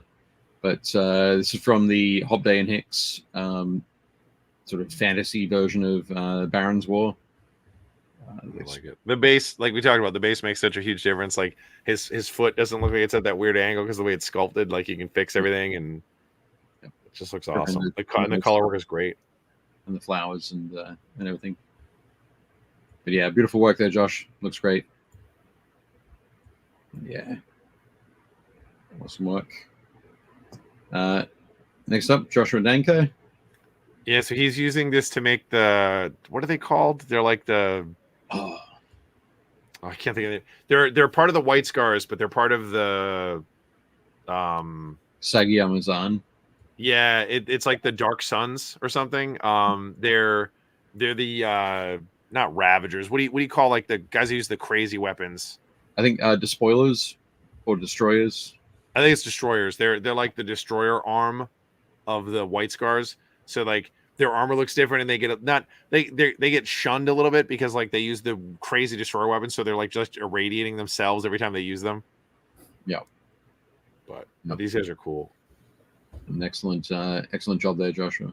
I think you said the heads, the left shoulder plate, the one we can't see, the weapons and the banners are all from it might be from Puppets War. I don't think they're Puppets War, but it's somebody else that does something similar. It could be Puppets War. That's sort of They might be Puppets War. I don't remember. Yeah. I know. But they look great. Yep. Fun stuff there.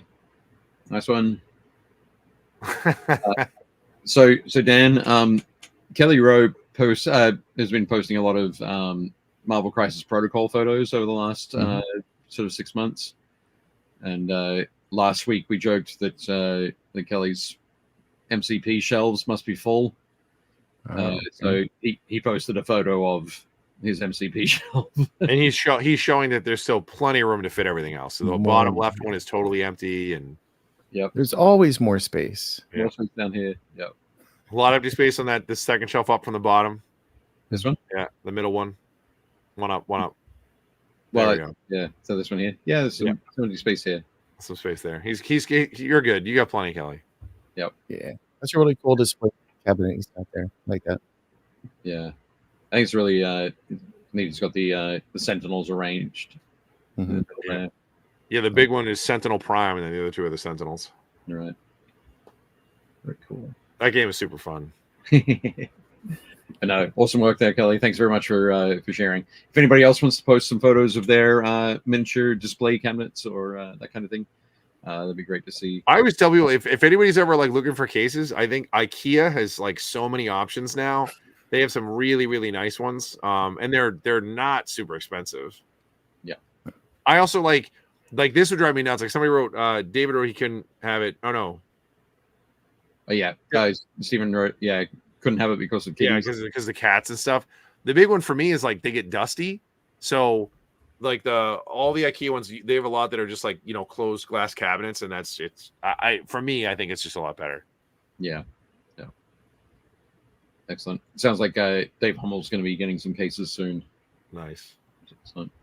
But beautiful stuff there, Kelly. Thanks for sharing. Ken Hartnett is on vacation in Italy. Yeah. And so the crazy thing, and so this is taken in Florence. Yeah. Two crazy things about it. One, I think this is the store that I went to in Florence in 2015, where I found the perfect car to turn the perfect 1/64th scale car to turn into the Nux car from Mad Max Fury Road. Nice. And also the calendar here says 2000. So they clearly have not changed it in a while. They haven't updated that. But that's funny. But absolutely crazy that dude, that game is great. I love that this guy has the Italian edition. Obviously that's what you would have here, but it's hilarious to me that they still have it. Yep. And so it was written by Jeff Tidball and John Goodenough. Nice. I'm wondering if that's a pseudonym. Maybe. But no, thanks very much for sharing that, Ken. Something funny. Definitely. Luis is well underway. Killing it. Killing it. Well underway with Ferios, Ironfather Ferios. I think in a month or two we have PatCon coming up here. I think it's in October. It's like a scale model convention. So cool. Excellent. Luis might go and enter this. So it's got the base to work on, but everything else is looking fantastic. And also last week we showed a picture of the. So Dan, Luis does a lot of Gundam modeling. Cool. Sort of he came to us through Gundam. Came to Jake's store through Gundam modeling, and has been doing a lot of fantastic minis. And here we go. This is insane. Beautiful piece. Wow, that's nice. This looks like a professional, like a collectible, like something you'd order for like thousands of dollars online. Yeah. The different reds he has on the arm, like this is all just a plastic model kit. Yeah. Yeah, the gloss reds. I wonder if he made all the scribing marks. It looks like there's some probably some he has transfers pieces in there. Yeah, he has some water transfers, and it's just, this thing is just wild. Yeah, that's a great piece. Great piece. So I'm always amazed at what they do when they just get a normal Gundam and they're able to scribe them out and then buy aftermarket pieces They do such fantastic stuff. It's we'll have to get them in the show at some point. Yeah. Do like a Gundam category. Well, there's a category there. It's vehicle. Vehicle. Yeah. Yeah, it's true. But would this be a bust or a large model or a vehicle? Like this would probably fit in. This would probably go into bust because it doesn't have. It's not. If this was the complete kit, it would be vehicle. But this is not the complete kit. Louis should bring this to Nova next year and enter this in the bust category.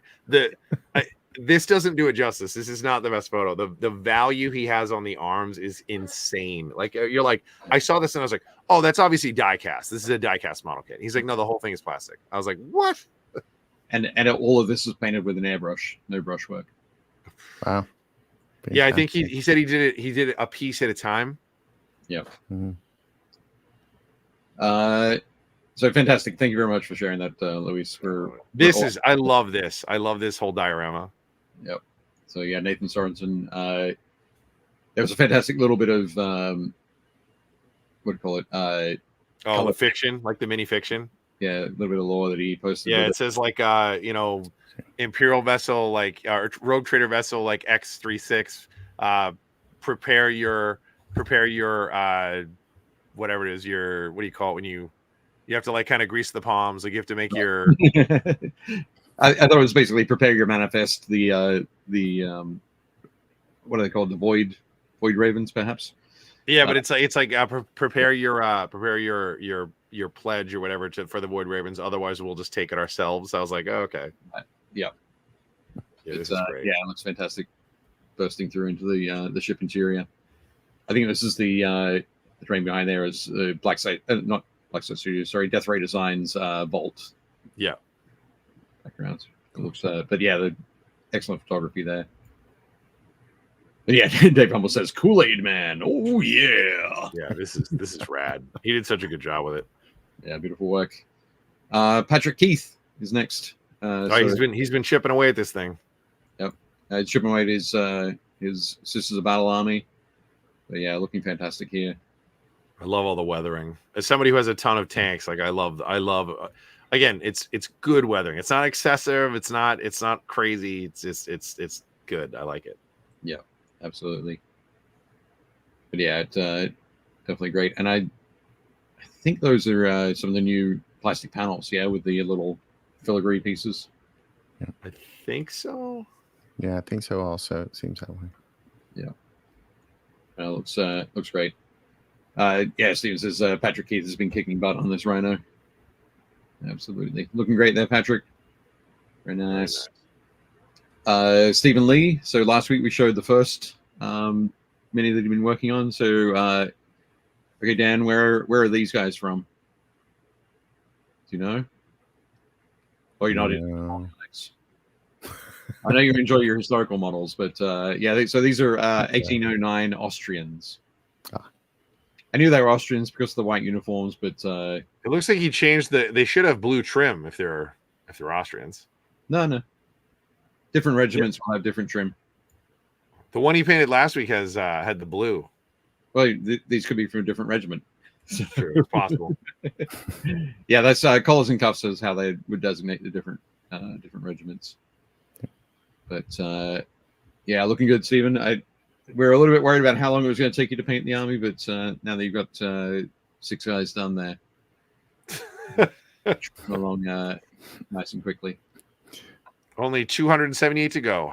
Yeah, fantastic. And Stephen's also playing in a what do you call it, Necromunda League at games and stuff. So painted up this very cool arbitrator.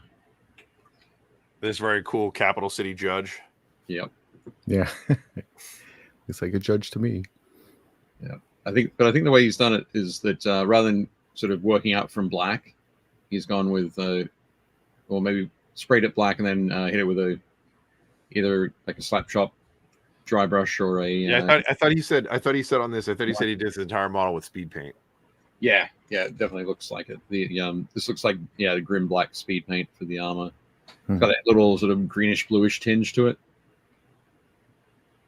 Dude, the speed paint is awesome. You can get so much stuff done. Yep. And I love that the like the black undersuit is a different tone or different hue to the black armor. I think he tried to go classic dread, like Steve said. It's the green undersuit for like dread. Yeah. Yep. Definitely dread style there. But yeah, looking great, Steve. Very nice. Very nice. Then we've got a couple of shots from Steven. Oh, right. All his what, kill teams or not kill teams. But just little groups, little war bands. Yeah. So Dan Steven's working on a sort of Rogue Trader era game. He's going to be running at Slow Death Games Fest in a couple of weeks over in San Diego. Yeah, Rogue Trader skirmish war bands there, or skirmish bands. But he was like, "Oh, maybe the people playing won't know who all the characters are." He's sort of describing it, but so these photos with each of the names, and the characters above them, which is fantastic, very cool thing to do. Mm-hmm. Just that nice little extra hobby touch. Yeah, dig it. And so I expect next week we'll see the new painted version of this. The new Goth Rocker. Yeah, so I think Steve was saying this is like enamel paints from 1987. So it took him a while to strip it. So I'm excited to see what you do with it now, Stephen, with the wonderful hex slaughter base. Okay, he's saying it might be the end of September that he'll have it painted. If you've got an event coming up, that makes sense. We can accept that. And then finally, I think this crazy basilisk. Yeah, very nice. We painted up. Not sure what it is, but I'm really super creeped out by the 8 legs. It's not natural. No, it is. It is very much not natural. There we go. Otherworld miniatures. Thanks very much for that, Stephen. But yeah, looks cool. I love that you've gone for that. Again, that you got that orange and sort of the orange and ochre on top. You got that pale white underneath. Yeah, it's like that whole fish belly underneath. I like it. Mm-hmm. Yeah, it looks great. But yeah, another world basilisk, looking great. Awesome. So I think that is it for minis from the community this week. Everybody absolutely killed it. Nice work. Yeah, well done, everybody. Dan, thank you. Dan, thank you so much for coming on, man. It was awesome being able to talk to you guys, and we really appreciate all the work you do on the back end to make sure that everything gets through and everybody gets to see. We all get to see great minis, and you guys get to judge them, and the people who painted them get recognition. That's super cool. Yeah, well, thanks for having both of us on now that Mike is off, and letting us talk about some of the inner workings, just a little bit of it. And we didn't talk about any of the surprises we have for next year, but we have time for that, I believe. Yep, definitely. Right on. I think we'll as we're building up to Nova next year, we'll get you guys on to talk about some more stuff. Yeah, I think that would be a lot of fun to you have Dan, the other Dan, next week. That would probably be fun to get the team together and talk about some of the stuff that's going on, and what we're planning for Nova in 25. Nice. And I've had to look at that face all week long. That's the wonderful thumbnail. I was very tempted to do something like a sort of a big red X over Jake's face, or like put a paper bag over his head, but I thought that might give the wrong impression. Might give the idea that we didn't want him here. We certainly right. I appreciate that. Or that Jake was leaving the show. He's not. He's just not going to be here next week. He'll be back in 2 weeks. Yep, in 2 weeks. 2 weeks. But in the meantime, it'll be me and Super Dan Osborne talking about all the fun Nova Open hobby classes. Excellent. Obviously a big shout out to our season sponsor, the Army Painter. They were great. It was so much fun working with them. Dan, in addition to me doing stuff at the booth, Dave got to hang out with them a bunch and see Kat and Caleb and all of them. And they're such professionals. It's such a pleasure to work with them. They're just awesome folks. Kat and Caleb are the best. Yep. Awesome. Dave Hummel says, thank you, Dan and Mike. Thank you, Dave and Jake. And thank you, Army Painter. Great and outstanding work, everyone. Steve says, great show once again. Thanks to Dan and Mike. Remember to leave a like, everyone. Absolutely. And he says, like always, a great show. Our viewership is so kind to Dave and I. So appreciate that. Fantastic. But yep, very excited. Thanks very much, Dan. We will catch you again soon. I'll be chatting with you probably tomorrow. You probably will. One way or another. And we will. But thank you very much, everybody, for hanging out tonight. We had a great time, and we will see you soonish. Cool. Oh, but obviously don't forget to build, paint, play. Shut up and sit down.